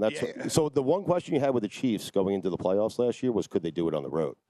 And they did it on the road. Yeah, because they could play defense all of a sudden. They could run the ball and play defense. They weren't relying on go long, I'll throw it up to you. It was that we're going to play defense and we're going to control the ball with Patrick Mahomes. And when he needs to make a big throw, show me someone who's better at it. Aaron Rodgers. Mikey, so people, just so you understand what's going on, we are such a tortured fan base. Yes. And I have never felt so good about my team before the season has started. And Mikey Ye doesn't like it. He would prefer me to be very down on the team, say they're not going to make the playoffs, say they're going to go 1-16. You sound like my nephew. My nephew is such an optimistic Jet fan that I just want to be like, oh, when you get older, you'll realize. I should have learned my lesson already. And I feel like you went too far the other way. Like you passed that, and now you're old and senile about it. I'm so tempted to do wins and losses with the Jets, just to walk through and see what you think. You want to do it? Undefeated in the preseason. Do you want to do it? Go. Do it right now, I don't Without think Aaron anyone Rodgers. wants this. I don't think anyone on earth No, nobody wants this. Week 1, though, 49ers. That's a win. I got that as a loss. At San Francisco. That's a win. And then 15 straight wins. That's a win. Then 15 straight, so Titans win, Patriots win, Broncos win. Vikings, Sam Darnold revenge game. Yeah. In England. Yeah. Yeah, in England, right? Neutral field. All bets are off, I guess. Yeah. Bills is a win, too. Are you down on the Bills? I'm not down on the Bills. I'm interested to see how Josh Allen performs without Stephon Diggs. I think that takes the pressure off of him, right? Like, he was in the conversation of, is he one of the best, or is he the best, I guess, quarterback in the league? He's up there, top 3, top 5, whatever you want to rank him. Yeah. Right? But losing Stephon Diggs, I feel like, and I don't know what it is, that if it's other teams getting better, there's not that much pressure on him this year. Because you don't think that, like, okay, so there's pressure on the Ravens that doesn't exist for the Bills right now, because the Ravens are right there. And Lamar, it feels like he has to win that Super Bowl to cement his legacy. Fair or not, that seems to be the conversation that is going on around him. Can he, take his team to win a Super Bowl? Where Josh this season, it seems like that's not really the thing. But I think just like the Ravens and Lamar, it's kind of going to be all on Josh Allen. Like they lost pieces on defense. They lost Matt Milano already to a big injury. They lost pieces on offense. And now it's going to be, hey, can you make up for all of that we lost? I mean, the Ravens, we're talking about the Ravens, they lost 3 starting offensive linemen. Like that's not something as Jet fans we've seen. Right. When you have that turnover, it's not always that easy to just go back to being what you were. No, but what Billy is saying is interesting. There is a level of pressure that is on Lamar Jackson that doesn't seem to exist yet for Josh Allen. Sure. No, I think he lost that pressure. I think that he had the pressure last year when he has a built-in excuse for a year. No, I think people now are like, if they win, it's on Josh Allen. But if not, what is he supposed to do? Yeah, if not, then, that's because they don't have anything. Yeah, but they gave him something, and he ran that something out of town. Like, that's what I think. I think that something ran itself out of town, but that's... that's a different story. Perhaps. I mean, the notion that there's no pressure on Josh Allen is, of course there is. He's a franchise quarterback. He's regarded as one of the best quarterbacks in the NFL, but I think this thing goes in like stages. Right now, the most amount of pressure is on Lamar Jackson. Once Lamar Jackson gets it done and makes us all look like idiots, then the next guy we will shuffle to is Josh Allen. It's Trevor Lawrence. What about him? Tua. Yeah, there's going to be pressure on Tua this year. The reaction to Tua and the fact that he is so polarizing is the oddest thing. Like 20 years of doing sports radio, and the oddest thing that I have seen is Tua. A nice man, a fundamentally decent person, and a very good quarterback being this polarizing. Yeah. Where people just don't think he's any good, and he is not capable of leading the Dolphins to a Super Bowl. It's ludicrous. Up until 2 weeks ago, said nothing. Right. Ever. Well, yeah. And then he was on with you, and he said something. And then I was like, whoa, what's going on He said some stuff. Yeah. But before that, he said nothing. So The audacity for Tua to say he prefer his boss be nice. How dare he? I don't know how you're not waving to these fans. Yeah. Big celebrity over here. Yeah, I am. Great setup we have here. Stugotz, I have 2 dueling Billy stories of the week if you want to hear them. I They're do. good ones too. Yeah. Are we doing it now? There's also ones. We could do it now. We could do it next break if you want. It's up to you. Well, if the season ended today, I feel like we just started the game and we never finished it. Yeah. If the season ended today, Rookie of the Year. Ooh, Wow. that is a good Jaden question. Daniels. Ooh. Jaden Daniels, Rookie of the Year. Look, You know, I took curveball. Jaden Daniels this week in my DraftKings fantasy game. I am high on Jaden Daniels. I'm going to go Caleb Williams. I think it's all set up for Caleb Williams' team is better. Jaden Daniels has the better season. Do you feel like there's pressure on Caleb? There has to be. I feel like, so this is interesting, Which isn't right? fair. I agree. Well, but no, this is interesting because usually there is no pressure on a rookie quarterback, right? For the most part. But Caleb Williams, the fact that they have built this entire team and they are literally a quarterback away, and he is the quarterback they selected to kind of fill that gap, to fill the role. they sent their guy out for peanuts. I know, but Mikey, they have 2 Hall of Fame wide receivers and Rome Medusa, and they have a good defense. Yeah. And it's, I guess the division is good because you have the Packers, you have the Lions, but I think Caleb Williams will be. I think he's the obvious choice for Rookie of the Year. Yeah, because I think that team's going to be good. I like Mikey's answer better. No. You zig, I zag, man. Exactly right. Season ended today. Yeah. NFC champions. If the season ended today. What do you think? Oh, no, I jumped out on the last one. If the season ended today, the Bears. I mean, The Bears? listen, I've said it all day, the Bears and the Jets are going to play in the Super Bowl. Because that's how you make a tie. Listen, there are 2 ways you could do this whole sports radio and sports take thing. You could say what everyone else is saying, right? Like Caleb Williams will be the Rookie of the Year. Right. Or you could say the 49ers are going to play the Chiefs in the Super Bowl, or you could step out on a limb, be your own person, because no one's going to remember and no one's going to care. But if I'm right, I will make sure everyone remembers and everyone cares, and I go Bears Jets. That's how you do it. That's how I've done it for 20 years. It's worked for me. But that's why there's unfair pressure on Caleb Williams, where if he doesn't go to the Super Bowl, to you it was a disappointing season when he's a rookie. Well, yes. Yeah, you're right. Yeah. Which is insane. But it's not. But Billy. That's only if the season ended today, though. Billy, everyone's saying he's a franchise quarterback. If you're a franchise quarterback, you go win with Keenan Allen, okay? You go win with DJ Moore. You win with those guys. That's what franchise – would Patrick Mahomes win if he were playing for the Bears? I'm making Caleb Williams Patrick Mahomes already. It's fair. Very fair comparison. And if he doesn't, he's a complete failure in year 1. Right. Cut him. Cut him. Who's next? Carson Beck. Come on. Yeah. Well, I was gonna say the AFC, but you've already answered that because you told us your Super Bowl prediction. I have. I'm sorry. So then who wins? I don't want to say. You think the Jets are going to win the Super Bowl? I do. Oh, my God. Do you actually? I really do. Why do you do this to us? I don't know. Why? I'm not doing anything. You know you are. Listen, for 40 years, Mike. Cincinnati Bengals and San Francisco 49ers. For 40 years, I have gone into every season thinking they have no shot. Okay? You thought they had a shot last year. It hasn't worked. You thought Zach So Wilson this year, was I'm going fit the and exact he's good. opposite, and I am saying they are going to win it all. In fact, they're not going to lose a single game the entire year. How far can I push my Jets take out? I can't push it any further. They're undefeated, and they're going to win the Super Bowl. Back at Arrowhead after this.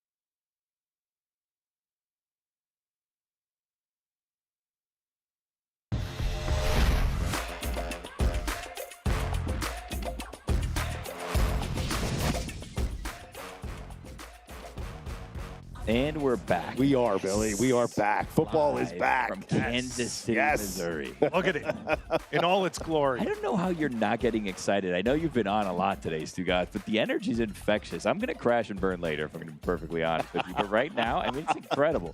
It's 1,000 degrees outside. Look at this guy's tattoo. Right. Yeah. You think he had that tattoo before Mahomes got here? Like, No, not a chance. No chance. Now we're talking, Billy. They can't hear you. Rip the Chiefs Not a fans. single chance. He had that tattoo before Mahomes got here. Andy Reid wasn't a great coach before Mahomes got here. I mean, he's changed everything for everybody. Do you think Andy's not a good coach? No, I think he's a great coach. I do. Because? Patrick Mahomes. Billy, do you think any coach, okay? So I made, unfortunately for me, I had the worst take in the history of sports radio. When they replaced Alex Smith with Patrick Mahomes, Mike Golic was with me, and I said, Andy Reid, the audacity to do that to someone who has played very, very well, and he did. He played very well for many years for Andy Reid, but not good enough, okay? Yeah. Just not good enough. And so... Is that the most wrong you've ever been? It's, well, not... man, it's hard to get.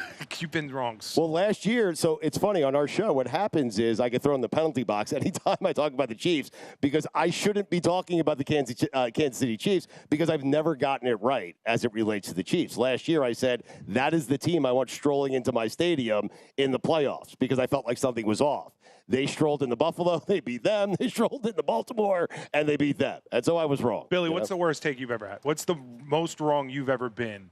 NFL-wise. Wow. Well, I have a popular take that if the season ended today, I would name this person my comeback player of the year, and it's not Aaron Rodgers, and it's Kirk Cousins. Wow. If the season ended today, I'd say he could be comeback player of the year. Also, he can lose his job 3 weeks into the season. Yes, but last it's year... not likely, but it's, last year when there's a Penix there, you got to be on the lookout. Last year you told us he was a first ballot Hall of Famer. I did. First ballot. I did. Strolling. I did say to that. Canton. I did say that. I did retires. say that Kirk Cousins would be a first ballot Hall of Famer. However, that was pre-injury, and I feel like the injury kind of threw off his trajectory slightly. So it may not be a first ballot. Right. It is set up for him this year. That Falcon team is good. That division is not very good. If Kirk Cousins comes in and takes them to like an NFC championship game, like he could win the MVP. I mean, I think the Falcons are going to be really fun this year. I think they're going to be a really fun team to watch. They've got a lot of weapons, and Kirk Cousins can throw it up.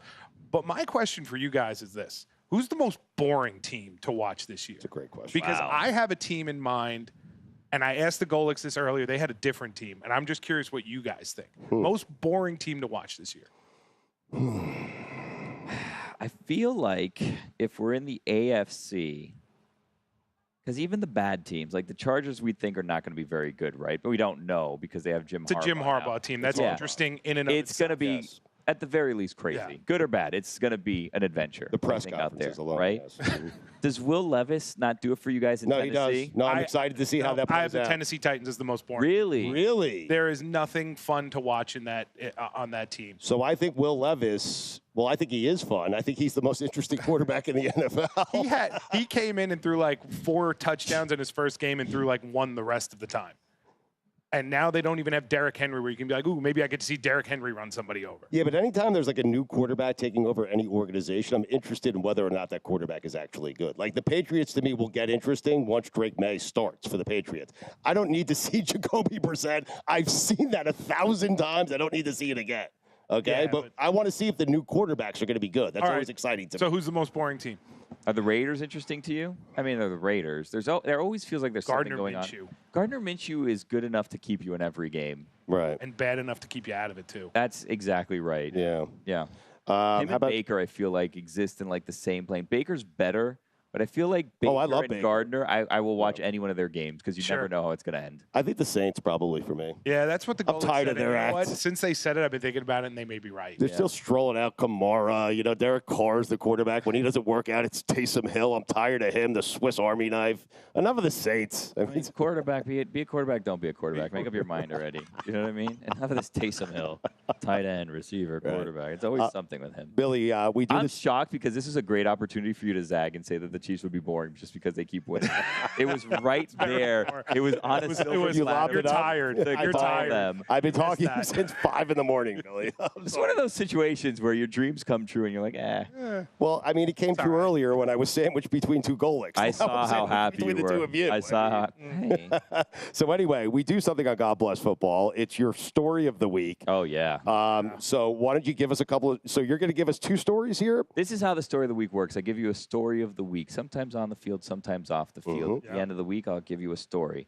Sometimes it's good, sometimes it's bad. This is what happens. Then we have it compete against previous winners of Story of the Week. And at the end, there's a Story of the Month. And at the end of the month, then that's retired. And then we have a new month, a new Story of the Week. At the end of the year, we will have a Story of the Year. Wow. Yeah, very exciting. So right now, Les Miles, that story of Les Miles getting vacated wins at LSU, which prevents him from getting into the College Football Hall of Fame. Right now, that's the story of the year, right? Right now, Les Miles suing LSU because they vacated wins because he cheated. Because he cheated. Yeah. So they vacated But they never wins, asked him about it. But they didn't interview him, so then he is now ineligible because of those wins to be in the College Football Hall of Fame. So he's suing LSU because they're costing him financially, he says. A strong, heavy front runner for Story of the Year. Okay. I don't know that these are going to beat it. Okay, here's a fun story that I'll give you, but it's not going to beat that. Okay. Full disclosure. Bill Belichick, everywhere now. Yes. One of the everywheres where he is, Instagram. He joined Instagram yesterday. Yeah, Bill Belichick is now on Instagram. Wow. Okay. I can watch Bill Belichick break down film for the rest of my life. I mean, I really could. Here's the funny thing about Belichick and all the opportunities he's taking. Like, he's got partners. He's doing this with that guy. He's doing that with this guy, okay? He's going to be coaching the Eagles in like 4 weeks. Do you think so? I do, yes. Has anyone bought less with their fan base than Nick Sirianni? I mean, the guy went to a Super Bowl 2 years ago and almost beat Andy Reid and the Chiefs. And they loved him. And then last year, and then he was 10-1. Everyone turned on him, and they were done. It was a before or after Big Dom when they were like, you know what, we're done with Nick Sirianni. Big Dom, for those who don't know, is their security guard who then got into a fight with a player on an opposing team, and then was banned. I think the Eagles are so it's hard because that team, Jalen Hurts outplayed Mahomes in a Super Bowl. Like, they should have won that game, right? But here we are, like 2 years later, and Sirianni, I'm sitting here telling you guys, there are only certain teams that Belichick would go to. He has to feel like that team is going to give him a chance to win this year. It's going to give him a chance to break Don Shula's record. And the Eagles are one of those teams. And Sirianni is not in good favor with that team, with the organization, and with the fans. And so that seems like a natural place. I think that's the biggest storyline of this NFL season. That's the thing I'm most excited about, to see where Bill Belichick coaches and how quickly it takes a team to fire their coach to hire him. I think I know his next destination. Dallas? It hasn't been talked about yet. Where? And I've been saving this to tell you and spring this on you because I thought that this might be a place where him and Tom can reunite. However, it's a couple years away, so I don't know that it's going to happen. Bill Belichick. He says, you know what, I love this media thing. I'm having such a good time. I don't know that the sidelines are my thing that I'm going to do. Right. You know, it's a grind, football season, year-round, whatever. But I'm going to come back to coach the United States of America and be the first football coach to win a gold medal for the United States of America. Bill Belichick. Really? Olympic hero. That's how you see it playing out. I think it's a very strong possibility. And is it crazy to think Tom could do that too? Yes, but also no. I mean, I who think else Tom are we would play putting for an out there? opposing country and beat Belichick. That's I mean, Yes. that's what I'm saying. Brady quarterbacking. That's what I'm France. saying. Yeah. I mean, you could do that, right? You see Olympians, like, Yeah. competing for different countries all All the right. time. It's I confusing. have another story here to pitch to you real quick. Okay. I think right. Brady being the quarterback of France is the story of the year. But All right. This one, maybe a sad story. Okay. But we could also maybe find some light in this story. We could Okay. maybe laugh at this story. Are you familiar with Chiefsaholic? I am, yes. Well, sad news. Today, Chiefsaholic was sentenced to 17 and a half years in prison without parole. For? A string of armed bank robberies. He stole over $800,000 in bank robberies. The same day that the Chiefs are kicking off their season. He's watching it from prison? I don't know that he has TV privileges. How many Super Bowls is that guy going to miss in 17 and a half Oh, years? that's a good question. I'm going to say this. The Chiefs are never winning another Super Bowl again. It's not funny. We shouldn't rob banks, but, imagining Chiefsaholic doing it in full Chiefsaholic regalia. Yes. Yeah. But he ain't going to miss anything because I am telling you, Patrick Mahomes and Andy Reid, and I am qualified to say this because everything I say about the Chiefs is right. They will never win another Super Bowl together ever again. Back after.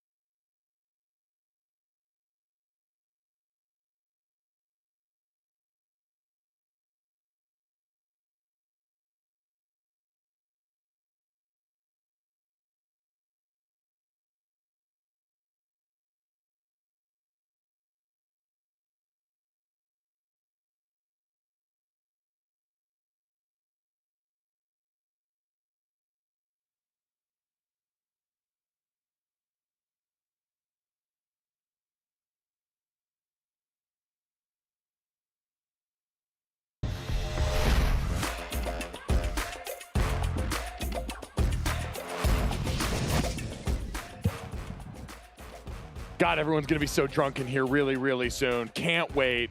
They've already started. Oh, yeah. We were walking around out there. So I saw some.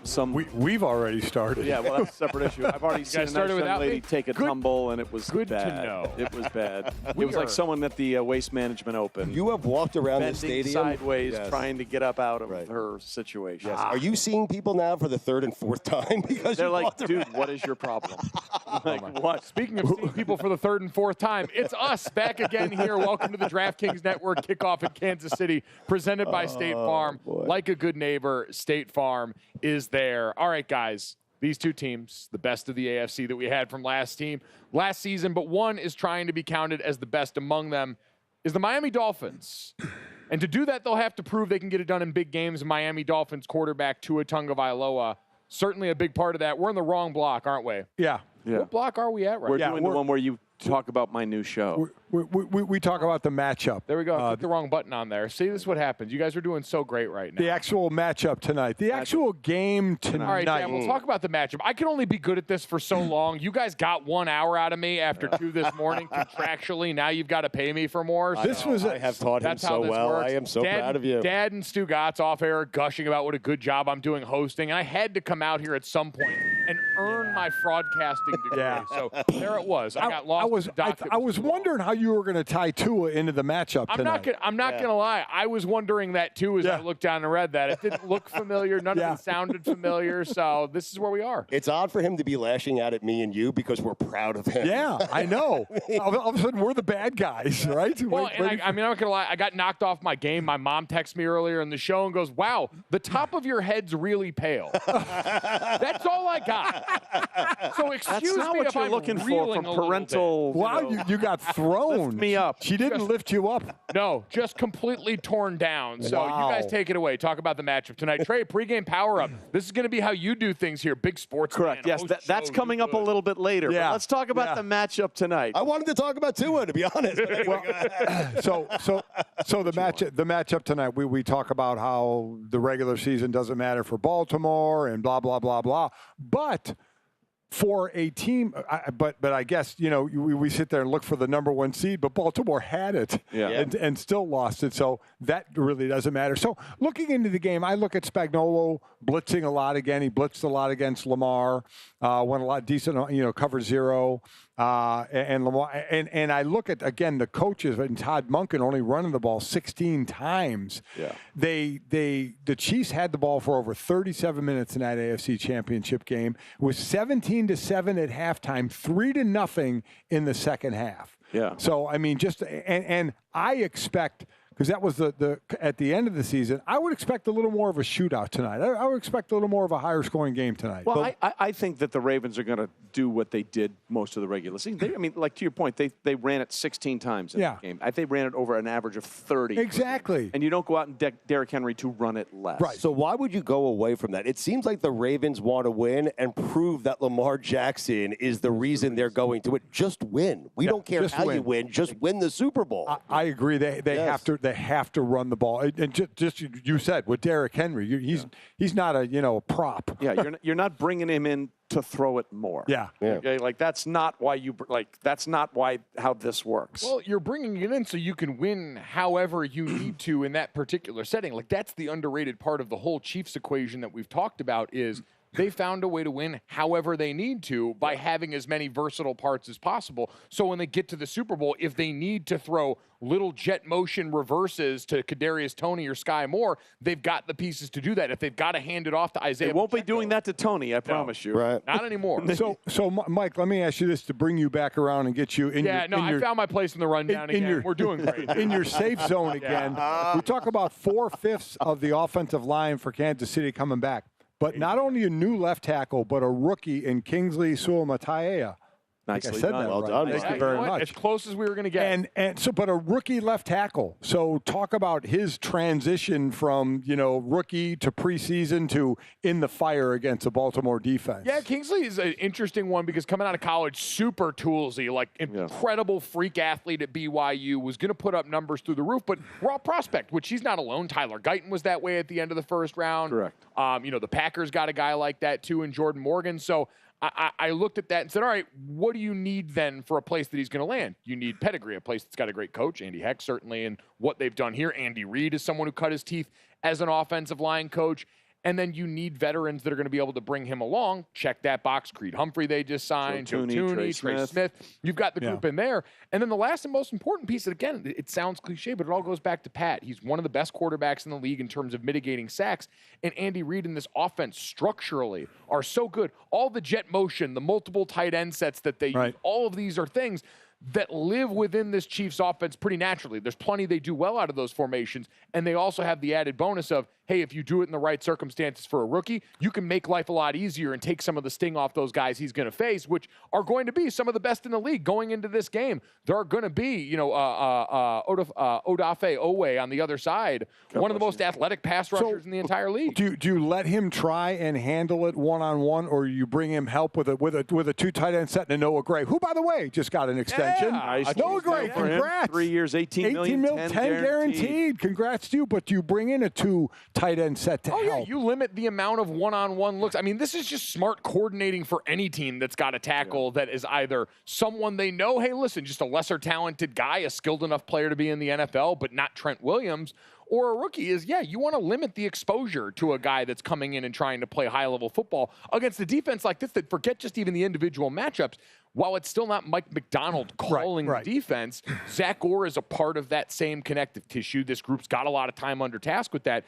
And the hallmark of this defense was we don't have to always blitz, although it sounds like they're going to be doing a bit more of that. A lot of those simulated pressures mean they're going to try and play with your eyes, and a rookie who hasn't seen as much ball as the other three guys that we just mentioned as a part of this, and on the other side, Juwan Taylor, you have a different time or a more difficult time distinguishing what's real up front and what's going to be dropping away from you and coming the other side. So then how about the matchup then of Kyle Hamilton and Travis Kelce? Travis didn't remember, because Kelce had a monster game, 11 targets, 11 receptions. Well, not only in the that, AFC Championship in game. the AFC Championship game in that touchdown in the first quarter, that was the only touchdown Kyle Hamilton gave up to a tight end all season long. And now and he was covered, by the way. Mahomes just threw a perfect pass. He threw a perfect pass.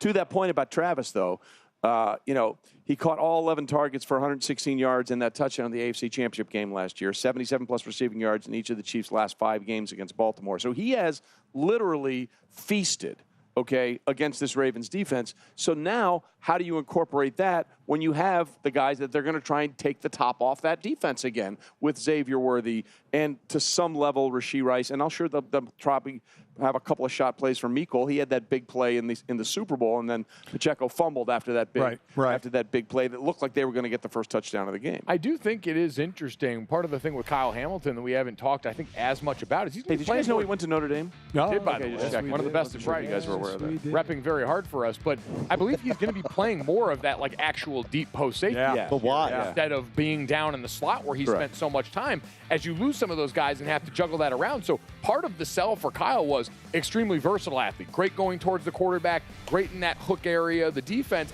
Now that he's back deep more often, are you going to necessarily be able to weaponize him as often in the ways that made him incredibly effective? Shouldn't the important thing be to stop Travis Kelce? Yeah. Shouldn't that be the most important thing if you're playing defense against the Chiefs? We need to stop him and make anyone else on the team beat me. And just like the passing, now I do have Zay Flowers, who was incredible. But Mark Andrews. I mean, you got two obviously legitimate tight end big-time threats in this game. Well, I mean, him and Isaiah Likely. The fact that you've got that duo now back on the field. But if you guys love Hamilton so much, wouldn't Hamilton be the guy that could stop Travis Kelce? Well, he did in the AFC Championship. I know he didn't, but Mike, he also, I mean. He is capable. He was last year was statistically in so many ways the best at defending tight ends. He was. But see, the problem with trying to stop Kelce is that all the stuff that you look at on film or game plans, all that kind of stuff, none of that happens. I mean, a lot of the Kelce Mahomes magic is just make it up as we go along. Right. Yeah. Like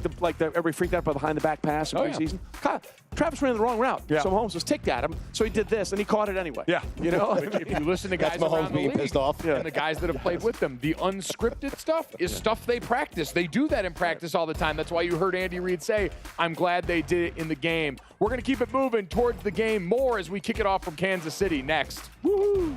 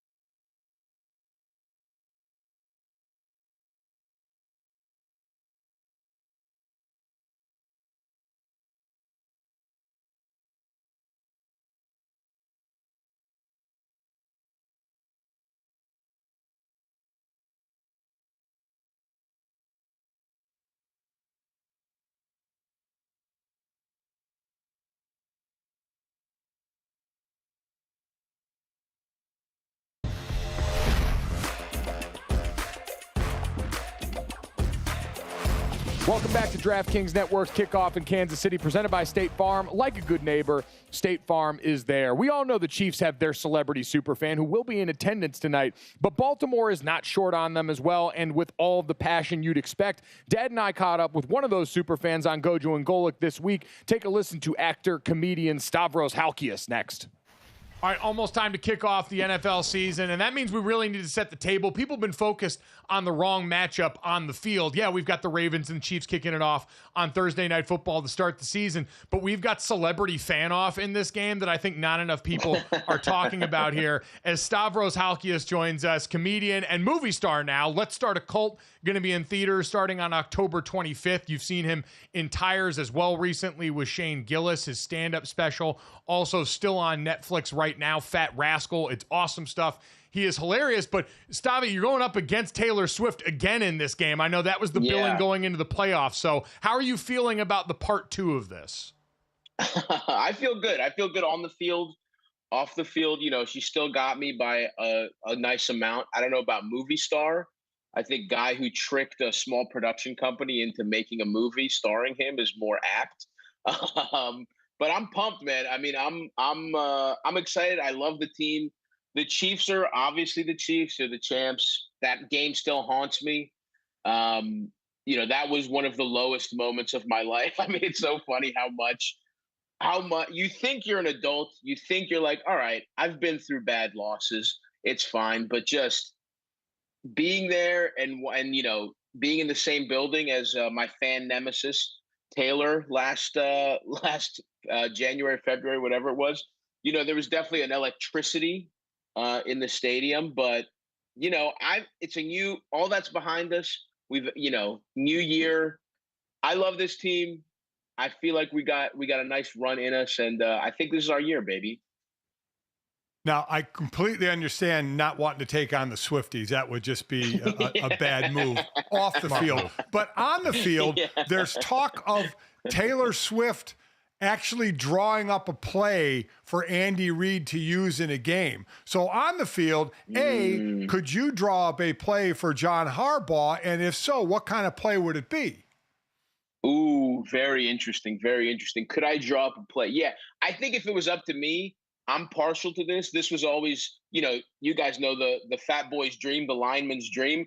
It would be one of those where a lineman sneakily declares as eligible, and there's a little play action. Nobody knows what's going on. Everybody thinks it's Henry up the middle, and then bam, nice little catch for a big boy. All right, there we go. Stavi calling the thick six warms my very fat heart as well. So happy to see that. Also, I'll declare it for Ronnie Stanley since we are a proud Notre Dame repping podcast. So we'll go for the former Notre Dame Fighting Irish guy and Ronnie Stanley on that one.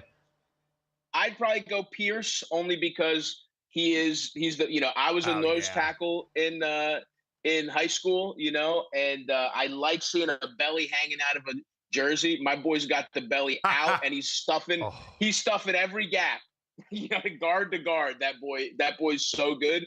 So I would go with Pierce personally, but I get it. You guys have your own, we each have our own biases. Absolutely. I mentioned Ronnie in that too. You talked about that playoff game obviously being a terrible experience there. You've got a character in Ronnie that the Ravens lean into and everyone loves.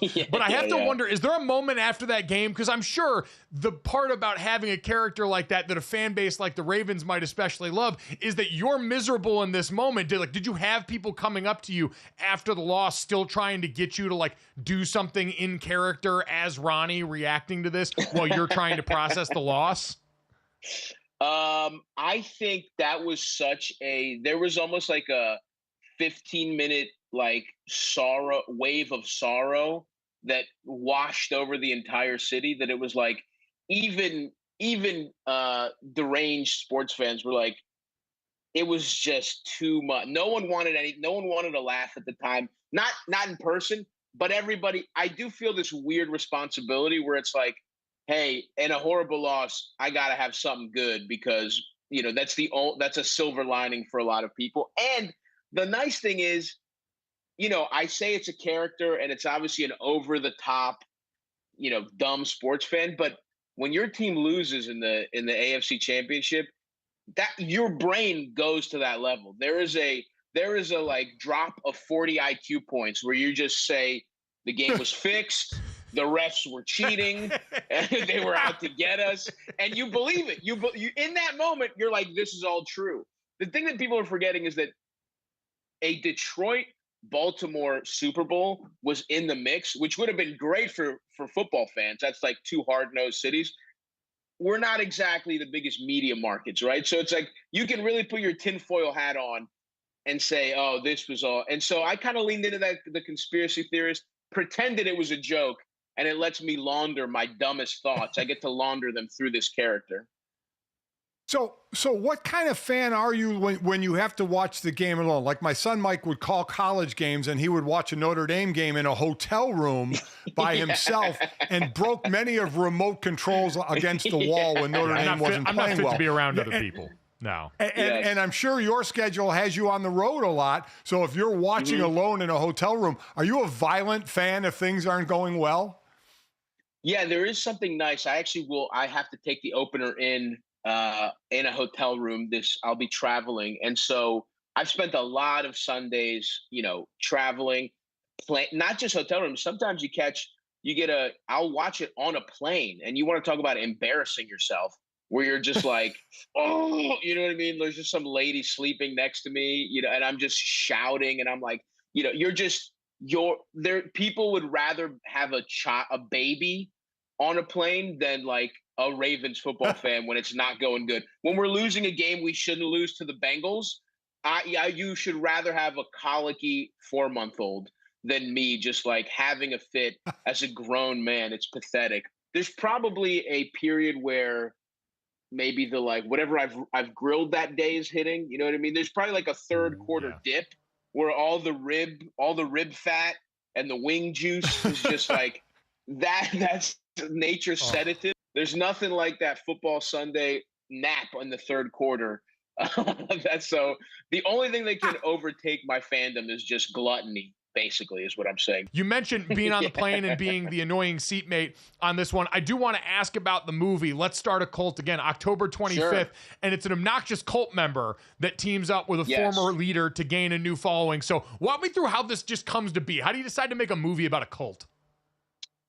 Dude, it's really crazy because me and my couple buddies made a short film a couple years ago, and we were approached by Dark Sky Films to just make a feature, and it was just, I think cults are very interesting in general. I mean, we talk about sports fandom letting you just kind of revert to being like a child, and it's like people in a cult. I mean, what's sports fandom if not sort of the kind of cults that are acceptable in our society? You know what I mean? And so this guy is just, he's dumb. It's a perfect vehicle for like an obnoxious dummy who kind of got tricked into being a cult. I like characters who are I like the comedic characters that are just like sort of unearned confidence and really obnoxious, kind of like the classic Will Ferrell character, Eastbound and Down. I mean, Danny McBride is hilarious. And so kind of like this guy is so annoying that the cult abandons him on their like suicide pact. They're like, we don't want this guy with us in the afterlife. And so he has to pick up the pieces and just, it's a dumb movie. There's no thinking involved, to turn your brain off, laugh at the dumbest jokes possible. There may be a nude scene or two. I'm just going to tease that. I can't say whether it's me or a hot woman. You'll just have to watch and find out whose ass you're going to see. But it's just, I just want to make a fun, fun, dumb 90-minute comedies that are just a good time. You're not learning anything. There's no lessons. You just laughed for an hour and a half. That's sort of the goal. I miss those comedies. You were selling to the right audience on this show. A 90-minute comedy where we can turn our brain off and a little bit of mystery ass sounds like the perfect sell for Let's Start a Cult. So you can check out Stavros Halkias in that. You also remember the stand-up special, the podcast. It's all great stuff. We're looking forward to season 2 of Tires with you and Shane Gillis. Had a ton of fun with that. So Stavi, we appreciate the time, man. Thanks so much. And hopefully the Ravens pull it out for you, man. Fingers crossed. I love it. Yeah, let's go Ravens. Thank you for having me, fellas, and enjoy the season. DraftKings Network Kickoff in Kansas City is presented by State Farm. Like a good neighbor, State Farm is there.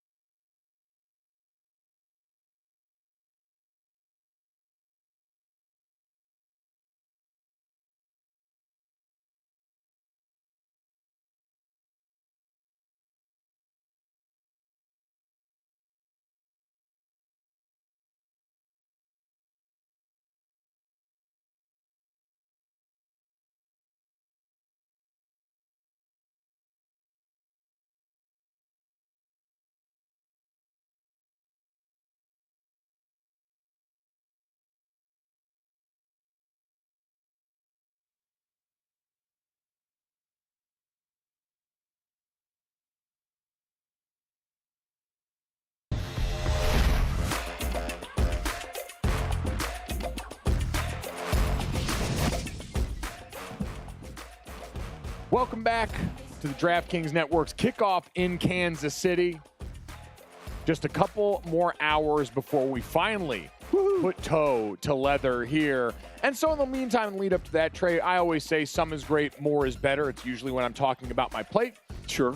But in this instance, it shows on DraftKings Network. We got a new one starting up September 9th is going to be the debut, the pregame power-up. You, Emerson Latzia, Marshall Newhouse, Claudia Bellafato, all going to be on DraftKings Network, 6 p.m. Eastern on Mondays and Thursdays in the lead up to that primetime game. So we're excited to get a little teaser of that today, it sounds like. It is. We're going to give you, as I said earlier, an amuse-bouche, an aperitif, if you will. Just a little taste, a little sample to wet your whistle and get you going. So we're really excited about that. It's going to do everything you need to do. We're going to get you insights for the game, make sure you get your fantasy lineups set the right way, and also make sure, thanks to our good friend Claudia Bellafato, that you know what the proper bets are to make sure you might win a little cash when all things are said and done. So we're going to sort of just take this over right now. Dive right in, big fella. I'm out. So with that in mind, let us bring in Claudia Bellafato from our studios, our DraftKings studios in Boston. Claudia, I am super excited to get this going with you and Emerson, and it's going to be great. And again, show starts next Monday with the big Monday night game between the Jets going out to San Francisco to take on the 49ers. I'm pumped, Trey, but I do have to say, guys, I'm a little butthurt, okay? Because everybody's talking about this Kansas City trip, and at first I was like, oh, this is going to be awesome. We're all going to be out there. I'll be back with the Golics. No, just you guys. I'm here in the Boston studio, but it's okay. I'm holding it down. That's what I do. Well, I appreciate that, and I want to be clear for anyone that's watching. I had no control and power over who got an airline ticket. I just want to put that out there to make sure we're all on the right page. All right, Claudia, so let's focus on this game tonight, because this is what we'll be doing every Monday and Thursday night, focusing on the primetime game, starting, as we said, Monday night. And we're in a situation here with Patrick Mahomes, who's in really good company in what he does, right? He's 5-1 straight up opening games, 4-2 against the spread. And oh, by the way, he's going up against a team that lost the previous year's conference championship, the Ravens. It's a rematch at the AFC Championship game. And they're just 2-4 against the spread in week 1 since 2018. And the Chiefs have covered the spread in 6 straight games, including that unbelievable run that led them to their 2nd straight Super Bowl and the 3rd of the Patrick Mahomes era. Yeah, I usually like to say trends aren't predictive, but I always say also if you poke a few holes on it and it still floats, it probably means it's a trend for a reason. And when you put Patrick Mahomes behind it, that's sort of why. And we saw that reflected in the line. Open 2.5, quickly moved to 3, right? 3 is a key number. So that means people were getting Lamar Jackson, another quarterback who is a very special player in his own right. So people were scooping up the 3, moved back down to 2.5 at most shops. But I will say, people, if you like Baltimore with 3 points, DraftKings is one of the very few books that still has it at that price. All right, so that's where the line has moved for the Chiefs, 3-point favorites. And one of the reasons, Claudia, is our power player and our power-up play, and that's Chiefs tight end Travis Kelce. Yeah, we're going to be doing this every week. So today it's Travis Kelce, surprise, surprise. Taylor Swift's boyfriend goes off as he did in that AFC Championship game against the Ravens. Caught all 11 of his targets for 116 yards and a touchdown. That was 3.5 catches over expected, his most in a game since week 13 of 2018. He has recorded 77 or more receiving yards in each of the Chiefs' last 5 games against the Ravens, and that's important. Keep in mind, people, his total yards was set at 76.5 for those last 5 matchups. Tonight, Trey, it is just 57.5. And that number, with Hollywood Brown being out, is set way too low, I think, for Travis Kelce. Yeah, that's a surprising number, right? I mean, I think that 2 things are sort of going to be symbiotic in this game tonight. They're going to try and work Kelce over the middle to get that shot play for the rookie wideout Xavier Worthy. And then when they get that shot play to Xavier Worthy, they're going to go back to working the middle with Travis Kelce. So I agree with you. That number seems really low. And you have to think about the Ravens, too. You know, at first, when I saw that key number of 3, I wanted to jump on the Ravens. And then I really looked into the offseason changes, which we have to do, people. I know everybody's just wanting to jump to the bets, but a lot of changes and overturn happened in the offseason. They lost McDonald, right? They lost a lot of depth on defense as well. And if we're talking getting the running game going, we'll talk about the offense specifically in a little bit, but they lost 3 of their starting offensive linemen. So the Chiefs have a lot more of their core coming back. Maybe Hollywood Brown's not, but like you said, you're going to have Travis Kelce. You're going to have Xavier Worthy, who's a rookie that everybody's high on. Pacheco coming out of the backfield. I think this Kansas City offense, again, is going to be very hard to fade for people. Yeah, I mean, like last year was the fewest yards per attempt of Patrick Mahomes' career. I think the way they went out and got Hollywood Brown, who's out for tonight's game, obviously he recovers from that shoulder injury in the first preseason game against the Jags, and you draft Xavier Worthy, you bring back Juju, you still have Rashee Rice and Mecole Hardman. They're going to try and put the big plays back in that Kansas City offense. So if we're talking about big plays for the Baltimore Ravens, it really does come down to one guy, and that's the reigning NFL MVP. He's got 2 of them, and that's Lamar Jackson. However, these matchups for the Ravens under Lamar Jackson have not gone well for the Baltimore Ravens. He's 1-4 in his career, even though I do not believe that wins and losses are a quarterback stat. The NFL does. So I will always say the Ravens as a team with Lamar Jackson as their quarterback are 1-4 going head-to-head against Patrick Mahomes and the Chiefs, and that includes that playoff loss last year in the AFC Championship game. You might recall that was the first time that the Chiefs ever had to go on the road in the Patrick Mahomes era. KC took down Baltimore 17-10. Both teams combined for only 3 points in the second half of that game on the way to their second Super Bowl. And Lamar struggled in that game, 20 for 37, 272 yards and a touchdown, and a turning it over twice, including an interception late in that game in the red zone. The reigning league MVP, though, isn't necessarily, according to him, looking for revenge tonight as he takes another shot at Kansas City. I mean, any game I play, and I feel like it's a revenge game, so I'm not just going to look at this game like a revenge game.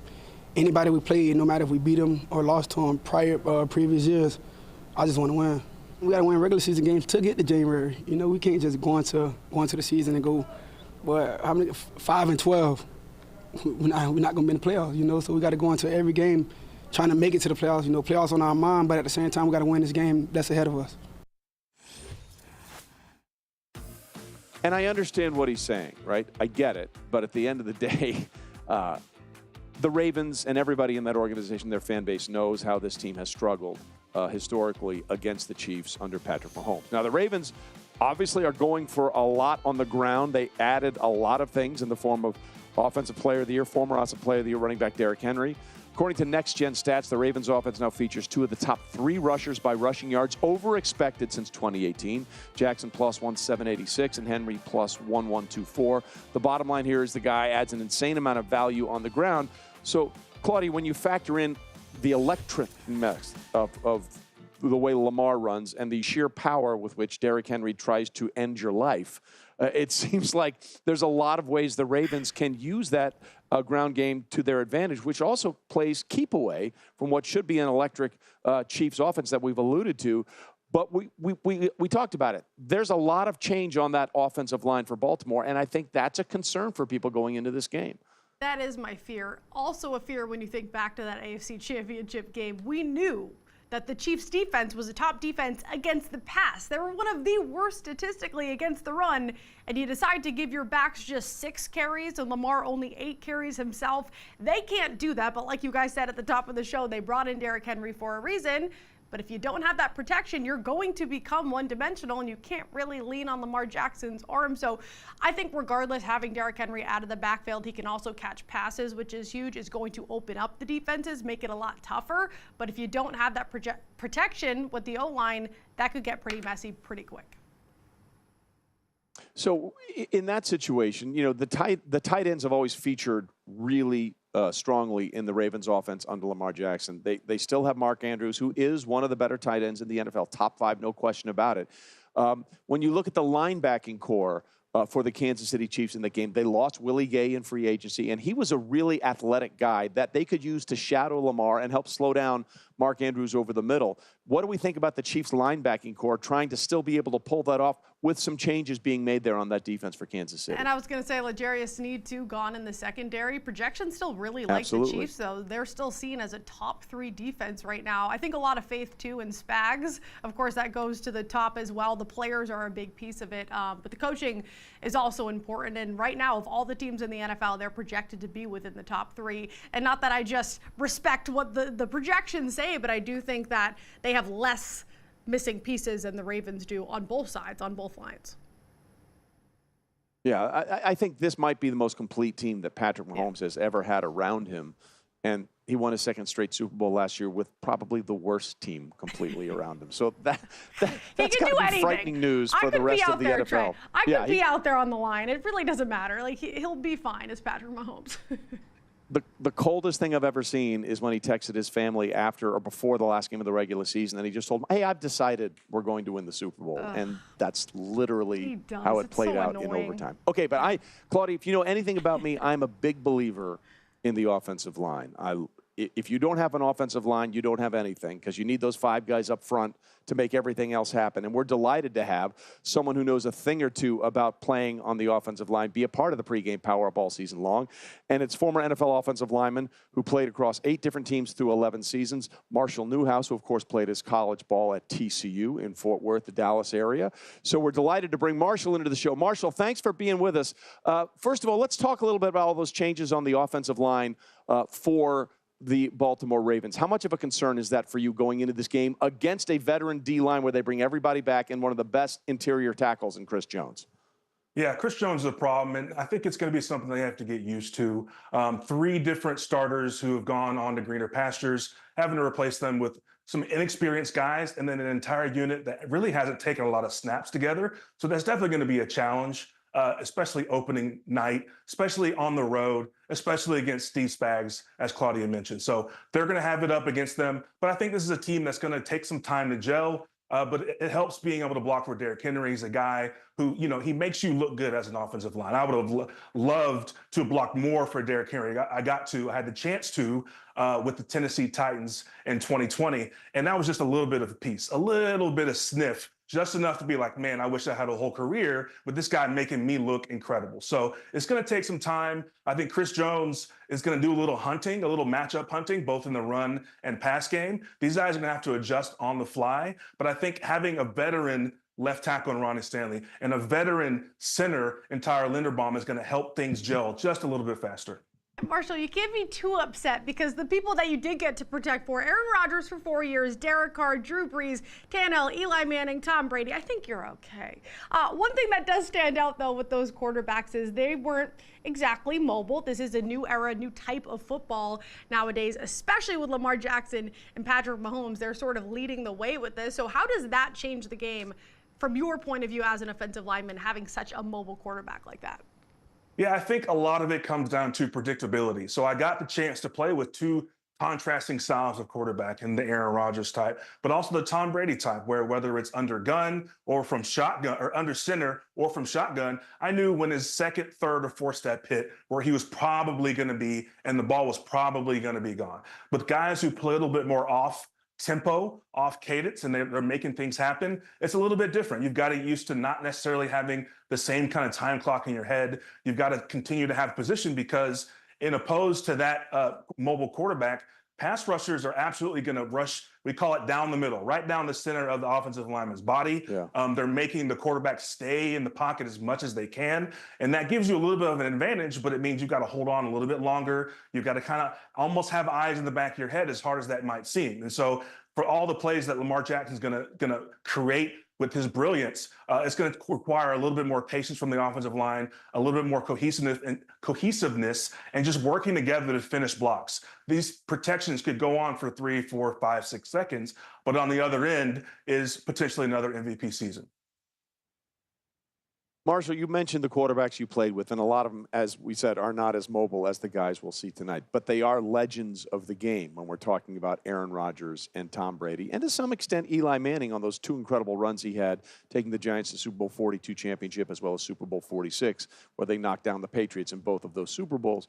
What is it like as an offensive lineman to have a guy like that you're blocking for? And we certainly have a guy in Mahomes who may go down as the greatest of all time, and also obviously Lamar is a 2-time MVP. So what is your thought process like when you have a guy behind center that you kind of can say to yourself, okay, we may mess this up a little bit, but that guy's going to find a way to get it done? How does that translate to you?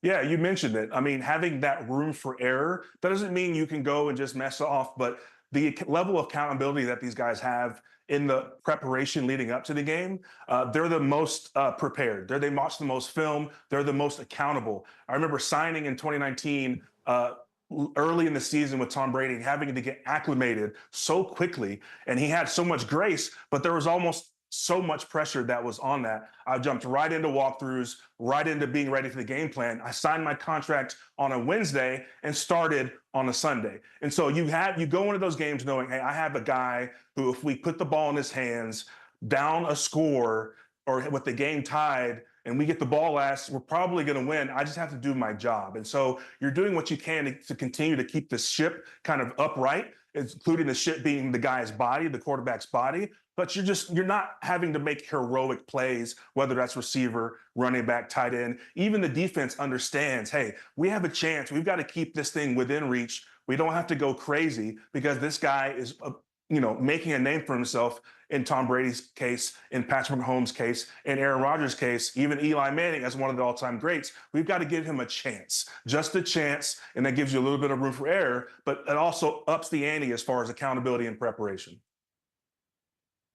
Marshall, that's great insight, and we're going to need you to right this ship every once in a while because Claudia and I are bound to screw it up. So just understand that we'll be relying on your sort of big game resume to help us through these pregame power-ups Monday and Thursday night. Marshall, looking forward to it, man. Thanks for being with us tonight, and we'll see you all season long on pregame power-up Monday and Thursdays.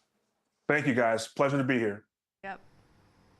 Yeah, Marshall's going to be a great addition to the pregame power-up. Now, the other thing we're going to do is we're going to be completely transparent on the pregame power-up.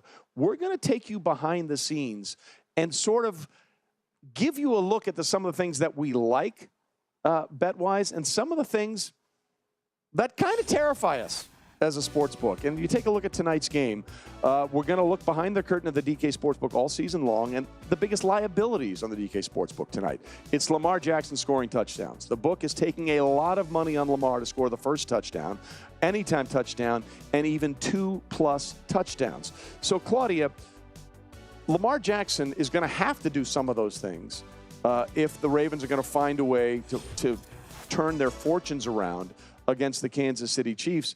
And that's a lot of cash that could be going out the door if Lamar cashes in on those. It is, but they're long odds for a reason. Even anytime touchdown, there's a reason that's at 2-1, where some guys are having to lay the juice. Lamar Jackson, as much of a running back, quarterback that he is, that's not the case when it gets to the red zone, right? He's not a Josh Allen or Jalen Hurts in terms of rushing touchdowns. So there's a reason these numbers are a bit longer, people. Be careful when you are betting these longer shots. They're long, so we call it a beer money, a pizza play, Trey, I like to call it, a little bit to win a lot. Well, to your point, both these defenses last year gave the fewest touchdowns outside the red zone. The Chiefs and the Ravens only gave up 4 touchdowns outside the red zone, which means neither one of these teams were giving up big plays all season long. So we'll see how that plays out. Also curious to see what it looks like, too, when you have Derrick Henry out of the backfield. You don't really have to force your quarterback into the end zone on the ground. We will get to more touchdowns later, some of the most bet on for first touchdowns. But first, I want to bring in Megan Townsley from DKN to talk about some really cool features we have coming up for these primetime games. With the NFL season finally here, I want to introduce you to the DraftKings Sportsbook betting groups, a fun and interactive social channel where you can view other bettors' picks, you can comment on them, like them, dislike them, and even tail them if you want to. Go ahead and open up your DraftKings Sportsbook app or go to the website and find the social tab at the top. Then you're going to click betting groups and you'll see the Bleacher Report betting group, the DraftKings Network betting group, or even the Barstool betting group in there. Today I'm going to pick 2 bets that really caught my eye when looking through the betting group ahead of tonight's matchup between the Chiefs and the Ravens. Kicking it off with Marty Mush from Barstool is taking Xavier Worthy to score a touchdown. Do I love this pick? No, because Worthy is a rookie and he might get hit with the welcome to the big leagues, but also Patrick Mahomes was able to do it with, the roster of wide receivers that he had last year, so you can't count out any offensive weapon on the Chiefs. Vinny Mick in the BR betting group is rolling with either Travis Kelce or Derrick Henry to score a touchdown. I do like this pick, because obviously the stars will be out. Which stars? I'll let you decide. Derrick Henry is also debuting in the purple and black for the first time, so you know he'll be hungry to get a touchdown in week 1. Those are my picks for tonight's game. If you want more information, head to the DraftKings Sportsbook website to check out these betting groups, keep up on all the latest news and action, and yes, football is back, baby. Megan, Claudia, thanks very much. Up next on our kickoff show, Chiefs legend Art Still joins us live on the set.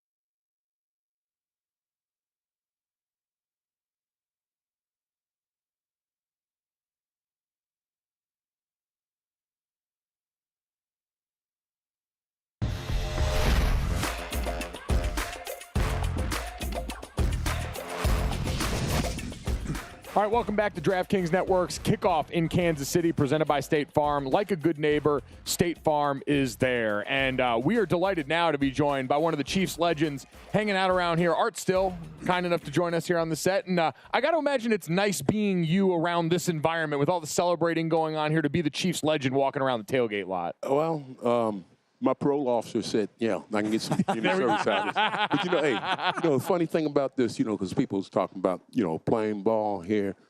And one of the things I learned around here is, there's always one day that you hate.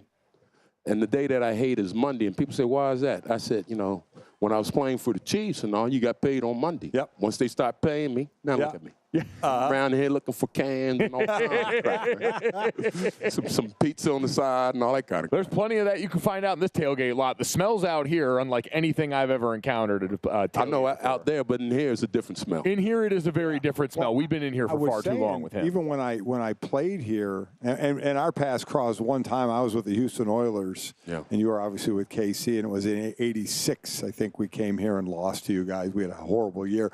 But as I said, one game. When even as an opponent, when you leave here to go to your team bus, there are people offering you barbecue, which is just, the nice fans. It's a great smelling stadium, and now if we win leaving, I don't know if they're spitting in it or not, but Well, you probably got some special stuff on that. Probably when you get back home, you probably lose a couple pounds. X-lax in here and there. Exactly. And there. But no, hey, that's that was one of the points. Back in the day when I was playing ball here for 10 years. Besides the game, one of the things I look forward to was after the games. We used to go out in the parking lot, and we closed the place down. Right. Where sweepers trucks coming around and all. That was one of the nice things. Playing the game was great, but the fans and the people. Yeah. And I developed some relationships, long-term relationships, and I got a couple of good parole officers out of that too, man. I got one that I've been with for 41 years now. So there you go. See, it's all about the relationship that you get around this area here. And you mentioned how long you've been here. You got drafted here in 1978, and you enjoyed that incredible career. Yeah, and you said Houston, wasn't it? Yeah, Houston. I got to Houston in '85. Actually, my brother Bob got in the league in '79, so he's right around your age. I know you guys had crossed paths, but we're all defensive players. Well, I always say, when you mention Houston, one name that stands out is old Earl Campbell. Oh, yeah. And see, that was in 1978. I got drafted right behind Earl, and I always tell people, Earl's a nice guy. Let him draft first, and went behind. That's the type of guy. How was it trying to tackle Earl? It wasn't tackle. You just tried to get in his way. Yeah. You try to be a speed bump. Man, I think I was one of the original speed bumps. I jumped in there, and hopefully 4 or 5 other guys would jump in there too, man. Right. But it was, when you tackle them, and you just close your eyes and pray that you wake up. Yeah. Is that how you imagine a few of those guys have to feel now for this current Chiefs team when you see a guy like Derrick Henry running in the backfield for the Ravens? Well, that makes a world of a difference and all, too. And I think, even the game tonight and all, one of the key things, especially as defensive player, the first thing you can do is you got to stop the run and all. And between him and you got a quarterback there that has some legs on him, too, those are things you got to combat against and all, too. And then, as a defensive lineman, you always want to stop the run and make them force them pass and all. And, the Chiefs got a good defensive line, Chris Jones, and that's what you want to do, but doesn't always work out that way. No. You got to adjust as you go along the game and all, too, because things happen.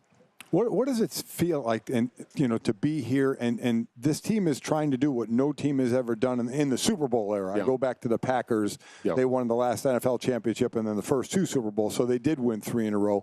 But 8 teams have won back-to-back, and all 8 of those teams never made it to a 3rd Super Bowl. It seems Kansas City's chances are a little bit better. Well, you got a chance, but the thing is, and too, when you're playing a game, all that stuff is in the past and all. You just take one game at a time and all. And I think, with, you got some good leaders, Mahomes, Kelce, you got Chris Jones, you got a variety of players and all that takes the lead. And them guys set a good example for the younger guys coming along and all, too. So there's just taking it one game at a time. This is an important game, and that's the way I think you got to look at it and all, too. But if you getting too far down the line, it can take you off your game. Bro. Yeah, it seems Andy can keep him in pretty good control, Andy Reid. Yes. So you mentioned one of the leaders on this team, Patrick Mahomes, obviously the face of this franchise right now. What's impressed him most during his Chiefs tenure so far for you? Or impressed you most about him during his Chiefs tenure? Not only, it's obvious his playing ability, you know. And I like how he's, doing that. I thought I had that problem, man. I thought maybe I had some concussion problems. I keep going like that at home, and my wife does that to me all the time, and then she stops it. But I mean, he's got a feel for the game, and it's just kind of crazy how he made that acclamation as far as being the starting quarterback, and again, you can see the determination in his eyes. Even playing games and all, where there's been situations where he's hurt and he's still playing, and that's a sign of a good ball player and all. It's just kind of funny. I know back when we was playing ball, and that's going back in the day. When we played, and I think it's the same thing. You never put your hands up to come out of a game. Oh, no. Man, that was embarrassing. Not only embarrassing, but for me, it was a 10th-round pick. I didn't know if I'd get back on the field. So, I wouldn't come. You had to drag my ass off the field. I was afraid they might put a cheerleader in for me. And next thing you know, I'm on the sideline, some pom-poms. But that was just – and I think, like in his situation, you've seen situations where he's hurt. Right. And he continues. They had to force him to get off the field. But that's that's determination. Yeah. Plus, you got to have somebody. Sometimes, man, we think out of the box, so to speak. And then you got players that you got Kelce, you got Chris Jones. I mean, you just go right down the line, and the younger ball players tend to just follow along. Right. And again, you can see that leadership quality and all. Had to at least. The second in a row last year, did it mean more to you as a former defensive player knowing the team was led by the defense? It's a combination of both. Because you know in the game, and I'm always thinking, I went to University of Kentucky. There was a guy, #1 pick back, I don't know if it's in the 90s or whatever, Tim Couch. Right. And too, because we give credit to Patrick Mahomes. He's a great quarterback, but you also got to give credit to that offensive line. Mm-hmm. I mean, that makes a world of difference. And I use Tim Couch as an example. Man, best quarterback that year, but I think he only played 3 or 4 years. Right. But that front line, if you don't have a good front line, and you got guys like Chris Jones and all on the other side, man, that, want to make a name, you want to make a name for yourself, man, ain't nothing like playing against a soft offensive lineman, too. So that, it's a team game, great wide receivers and all, too. So, I mean, you got a combination of things, same thing on defense. And also, you take into consideration specialty teams. Yeah. Those all blending together and all, but it starts at the top, Coach Reed and all, with Mark Donovan. I mean, and it seems like, you have a changing over players and all that it would make a difference, but they keep right in stride.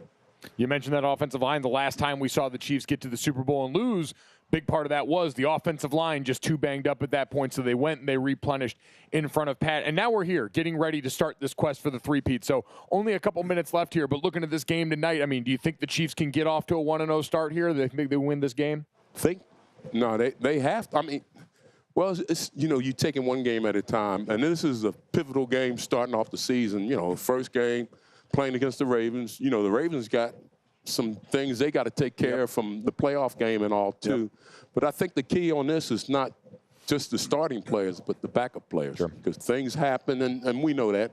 If you don't have any good players that can come back and fill in spots, and plus, the game nowadays, and them guys going full throttle, so to speak, and you got to have guys that relieve them once in a while, right, too. So, and then you get them ready when you really need them, too. So and it's what a difference. Last year in the game against Detroit, there was no Travis Kelce, who was injured, and Chris Jones was sitting in a suite with his agent holding out for the one game. They have both those players tonight. I thought he was sitting with Taylor Swift. No. Shame on me. She'll be in there tonight. She'll be in there tonight. Oh, shame on me for saying that. Why can't we all get along? Oh, we all got to get along. We are all going to get along, and we appreciate you giving us some time today, getting along with us. Can I count this as community service? I need absolutely service hours. You're Chiefs Hall of Famer. You can do whatever you want out here. So we'll absolutely count this. I'll get my names in the girls' bathroom. Absolutely. All right. While we focused a lot on offense today, coming up next, we're going to stick with the side of the ball that Art made his name on and welcome in the newest Raven, Derrick Henry, to go on offense. Coming up on DraftKings Network, kickoff in Kansas City, presented by State Farm. Like a good neighbor, State Farm is there.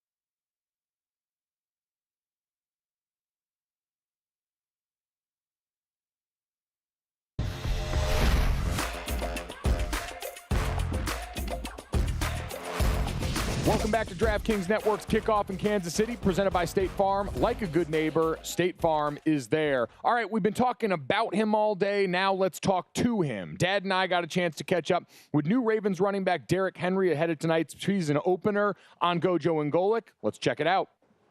All right, awesome here to be joined by one of the best running backs in professional football. Derrick Henry, kind enough to join us here on behalf of Pepsi, which we want to hear all about. But before we got on air, we were just here reliving the glory days. The last time I saw Derrick Henry in person was Heisman Trophy night when he was getting the award and as one of the best players in college football. So, Derrick, it's nice to see that things have worked out well for you. How you doing? Doing good. Thank y'all for having me. And yeah, just been very blessed and fortunate, but heck, excited to be on the show today. Yeah, we definitely appreciate the time. I guess first and foremost, how does I played for 3 teams in my career, so changed uniforms a couple times. You just changed it this one time here. How odd was that to put on a different uniform when you first went to Baltimore? Yeah, it was definitely different, but at the same time, I was kind of embracing it. It was kind of time for something like that to happen, and, you know, change can always be good. But it was a little adjustment. I was excited for this new chapter and for this new era to begin, for sure. I saw the heartwarming video, Jeffrey Simmons, the first time he was running out of the tunnel in Tennessee without you as the guy next to him. Have you had to talk him through this next step here? Is the big guy taking it hard? No, not at all. When I saw that video, I was like, dang, you know, I miss my guy, man. I miss, you know, coming out the tunnel. You know, we always came out, like, kind of last ones come out the locker room right before we went out for pregame. So kind of brought back memories. And, you know, I definitely miss my guy, Jeffrey, for sure. Now you're looking to make new memories in Baltimore. And what's the early returns on the offense been like when you actually have somebody at quarterback who almost is as good a running back as you are? Yeah, it's been cool. It's been fun. We know the dynamic player he is, but his arm strength, his accuracy, the leader he is, man, I'm excited to be his teammate and definitely excited to go out there on game days and go get some wins. He's a quarterback with a well-worn reputation. You're a running back with a well-worn reputation, but they were a new offense last year with Todd Monken coming in as the coordinator, now a guy that you're working with as well. So when you came in here, what did he tell you about the vision they had for you in this offense and how they wanted to use you? Yeah, not really no vision. It didn't really, you know, come to me like, this is how we want to use you, but just come in and get to know the system, learn the system, get some reps in it, get used to it, and then get acclimated on, you know, as far as my game and their style of play with the offense, and then let it all come together. You know, been working since OTAs, and then just got through with training camp. So, like I said to the media, I think last week, I feel right at home. I'm comfortable, and I'm excited to get this thing rolling. You seem to be and are going to defy the 30-year-old running back syndrome. I mean, last year you almost had 1,200 yards. You led the league in carries 4 of the last 5 seasons. So your durability is unquestioned. But is there a part of you that would like to, limit's the wrong word because you want to do what the offense is going to do, but maybe start to be conscious of the number of carries? Yeah, I think, you know, you look at it and, like, as far as a running back in this league, you know, with that stat, kind of makes you cringe a little bit. You're like, oh. But my body feels fine. I feel fine. I think the biggest thing out of that is just with that amount of carries, having the production be higher than the amount of touches and having that efficiency and that matching together. But I take care of my body to make sure that I'm available and be able to play at a high level consistently, but definitely excited to be in this offense and see how the production goes as far as with the opportunities I get, whether it's carries or anything like that. Those 4 out of 5 last years, yeah. I was going to say, as big as you are, and we always think about, you know, we see the big hits that you level on guys, but that's still a lot of pounding. You mentioned how you take care of your body there. What has been the secret to your longevity? Like, when did you settle in on the things that would allow you to be this productive, whether it's how you take care of your off season, your camp, or what have you? Yeah, I think, through your experience throughout the league, when you're a young guy, you just talk to the vets who've done it for a long time and kind of be a sponge to, the information that they provide to you.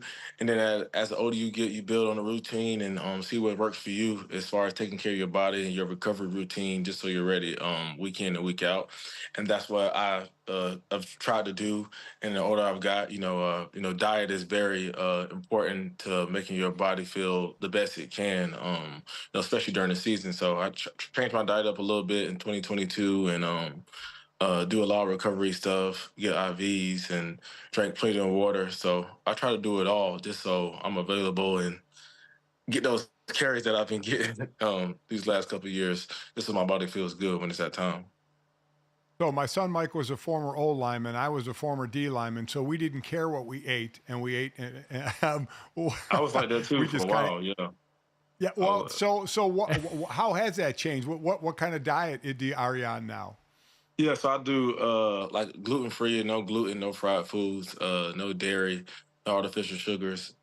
Drink water for the most part. It's a huge part of it, no doubt. And it showed up on the field. I think the one place in particular it shows up that everyone always focuses on with you is the stiff arm. Over the years, you've had some incredible posters with that move in particular. So I'm wondering, what's the secret to the great stiff arm? Like, you mentioned a vet. Was there a vet you watched that did it? Is it something that's always come natural? How's that come and become such a hallmark of your game? Yeah, it's something that's always came natural, especially since I've been playing Pop Warner football. I was always tall and lanky and had long arms. So anytime somebody come and tackle me, I'll always just use a stiff arm. And that's something I've always done since I was a kid. And it became more effective. The older I got and, playing in high school, college, and in pro, I just used it more effective and put more to it once, I got to the league. So yeah, I'd say when the defender's body is parallel to the ground, you have put the appropriate amount of oomph into that. Yeah, you're making defenders have to make quality business decisions when approaching I try to at least. I can say, have you ever had a defender come up to you before a game, like late in the season or something? Maybe they're out of the playoff and be like, "Hey, listen, man, like I see you in the open field. Let's get through this and get everyone out of here in one piece." No, not really on game day, but started camp. We started to put pads on. A lot of the guys on defense are like, "Hey, man, you ain't finna be trying to stiff arm and do nothing crazy out there in practice." I'm like, "No, I don't do that to my teammates or anything like at practice, only on game days." But yeah, that was a big discussion. Right before we started to put the pads on in training camp, they thought I was gonna be going crazy. I was like, "No, man, I don't do nothing like that to my teammates." saves that stuff for when the real lights come on in the game and the jersey color on the other side looks a little bit different. All right, so no friendly fire with Derrick Henry here, but Derrick, we know you are here speaking of friendly, on behalf of Pepsi with a great campaign you guys got going on. So what can you tell us about that? Yeah, Pepsi has a great campaign going on, Make a Game Day Epic, with the Gladiator theme, the Legend Gladiator movie theme that I was a part of and was proudly and appreciative to be a part of that campaign. Is to kick off the 2024 NFL season. Excited to be a part of this campaign. I feel like it was legendary. Everybody has seen Gladiator, the movie, and the impact that it had. And with Gladiator 2 coming out, that's going to be legendary as well. I can't wait to see that. But yeah, got my first opportunity to visit Canada to shoot a commercial. Can't wait for everybody to see it. I know all the fans are going to be excited. It's going to be a great campaign, a great commercial to start off the 2024 season.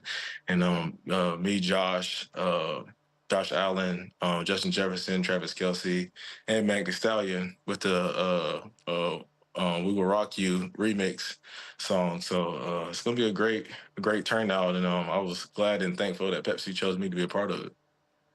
Oh, great movie and great product.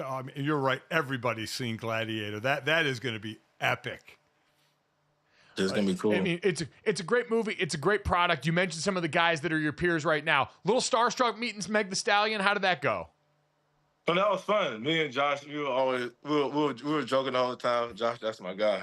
So yeah, I had a good time, especially shooting a commercial with her, and then being around Josh and Justin and Travis. So it turned out great. I had a good time, man. Definitely something that I always remember.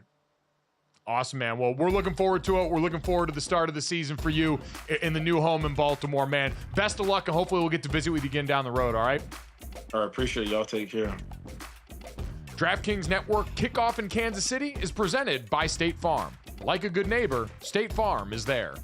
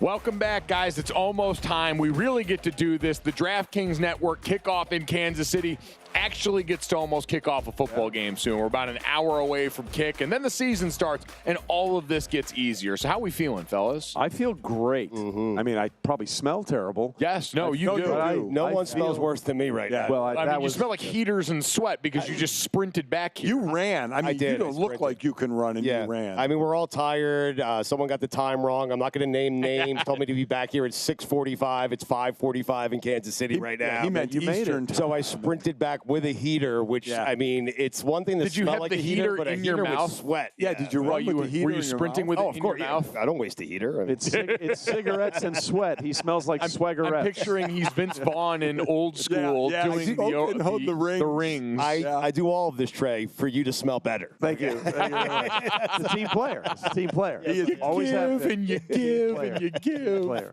All right, speaking of giving, I am going to give you guys – do you have something for me? Well, I was going to say, I've had such a good time, and thanks to everyone at DraftKings. I think we should do a pregame this long for every game this season. Yes. What do you guys think? That's actually what the pregame power-up is. Trey doesn't know it. His show is 3 hours every Monday and Thursday. I've been hoodwinked. Yeah.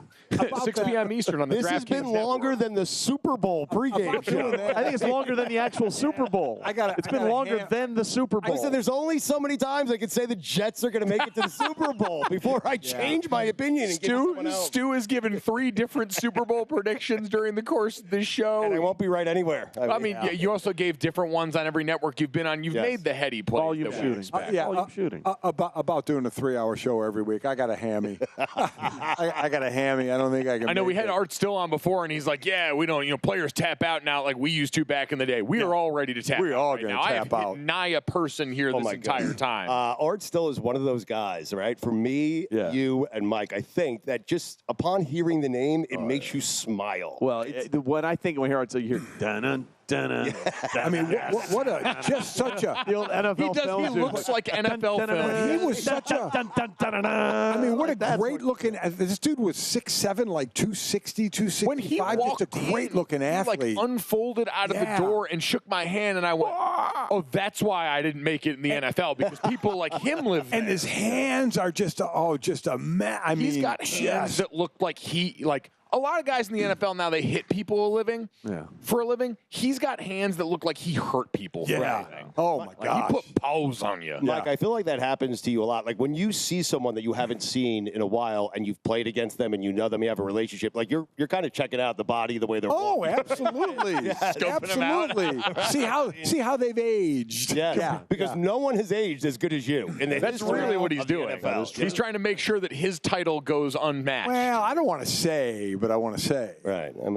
But you just said. Yeah. Well, here's what I want to say. I guess the Brady guys age pretty well. But anyway, go ahead. That is true. Well, he's in his 40s. He's still a kid. Still a puppy. Come on. Still a pup. Well, like Stugotz said, I want to say thank you to everyone here at DraftKings Network that Thanks helped to the make people this that watch the show. Thank all you. the people outside here head bobbing and yelling stupidity at Stugotz all day. Just the people out here, not the people watching on TV. Just the people out here. People out here. Thank you. If you weren't here, we're a little upset with you. We're not going to talk about it right now, but we'll talk about it after the show with you in private. In the meantime, guys, let's make picks actually here. We've got the knockaround sunglasses for each of these teams on the desk right now. We have got teams that, according to DraftKings Sportsbook, are pretty closely separated. The Chiefs only the, cordial home field 3-point advantage as of Wednesday at 2 p.m. Eastern. The total 46.5. The Chiefs money line -155. You can get the Ravens at +130. So, guys, dump them out on the table here. We'll start with you, Hal. Who do you got in this game, and what's the score? Well, here's, I'm all about the math. Okay. Math guy. So this is the 21st of these official Thursday night openers where the Super Bowl champion sort of opens it up, band night, all that kind of stuff. Home teams in that situation are 17-3. Oh, previous 20. Super Bowl champs are 16-4. One of those was when the Ravens had to go on the road in Denver because of parking issues with the Orioles. With the Orioles, how about that? Yeah, we don't want to have a home. Yeah, Peyton Manning threw 7 touchdown passes, 5 in the second half, and that one against the Ravens secondary. So, and the Chiefs lost this game a year ago. Yes, they did. Okay, and Banner Night. But they didn't have Chris Jones. Right. They didn't have Travis Kelce, and Kadarius Toney turned a perfect pass into a pick six at 1 point loss. I cannot in any way, shape, or form get my head around the Chiefs losing this game 2 years in a row. So I'm going to go with the odds. The Chiefs always do well against the Ravens in the Mahomes-Lamar era. And I'm going to say 28-20, which is the over. Because they only scored 3 points in the second half of the It was 3-0. That's not happening again. 3-0 in the second half of the Never AFC happening Championship. So, Trey, I know you're tired. You're supposed to do this. You're supposed to put on the pair of glasses. I mean, to what are you represent the team doing? that you're going. Everything is up to date in Kansas I mean, City. Stu, we have them laid out like the high school kids prepared. picking a hat to go to college. We got to go. I ran back here with a heater, and I was still more prepared than Trey. That is true. You look good in those, Trey. All right. I feel good. I'm not going to lie to you. Stu, you I have wear them to dinner. Stu, you have to make a pick, and it can't. This is one pick. You can't pick the Jets right now. Oh, wow. Okay. Yeah. Who's your pick tonight? First pick of the day. I got to be honest. Before Trey started doing math, I was leaning towards these glasses right here. Well, they're good glasses. Yeah, they are. They're very nice glasses. They're yeah. awesome. But Trey, he did math. You did math. Well, I'm too tired to do math. That's my excuse, at least. And so Trey sold me. Yeah. Listen, no one knows more about this Chiefs team than me. No one has been more right about this Chiefs team over the last 3 years than me. Everything I said would happen has happened, and what's going to happen tonight is the Chiefs are going to win 35-21. Oh, 14 points. Touchdown. 35-21. Yes, I mean, Mike, you've been talking all day because we've run out of things to talk about. You're talking all day about Patrick Mahomes just wanting to sling the ball. Yeah. So I'm taking your advice. You're an expert, and I'm going 35-20. Yeah. I have both sets of glasses out here, but I'm going to lean the way of Kansas City as well. Is this going to be the dreaded sweep? I will be interested in the amount of, now score dictates, but the amount of runs Lamar and Derrick Henry get. Because as we talked about, you didn't bring Derrick Henry in to be a prop. And I know it's only week 1, but dude's going to tote the rock. Hammer time. So if it's close, he'll probably tote it more than 16 times like they did in the AFC Championship game. But I definitely see this as a higher scoring game, even though these are both two really good defense, even though Baltimore has made some changes on defense. I think the offense has come out humming in this game. I'm going to go with the over as well. I'm going to make it closer, though. I'm going to say 28-24. Like that? Chiefs. Okay. Wow.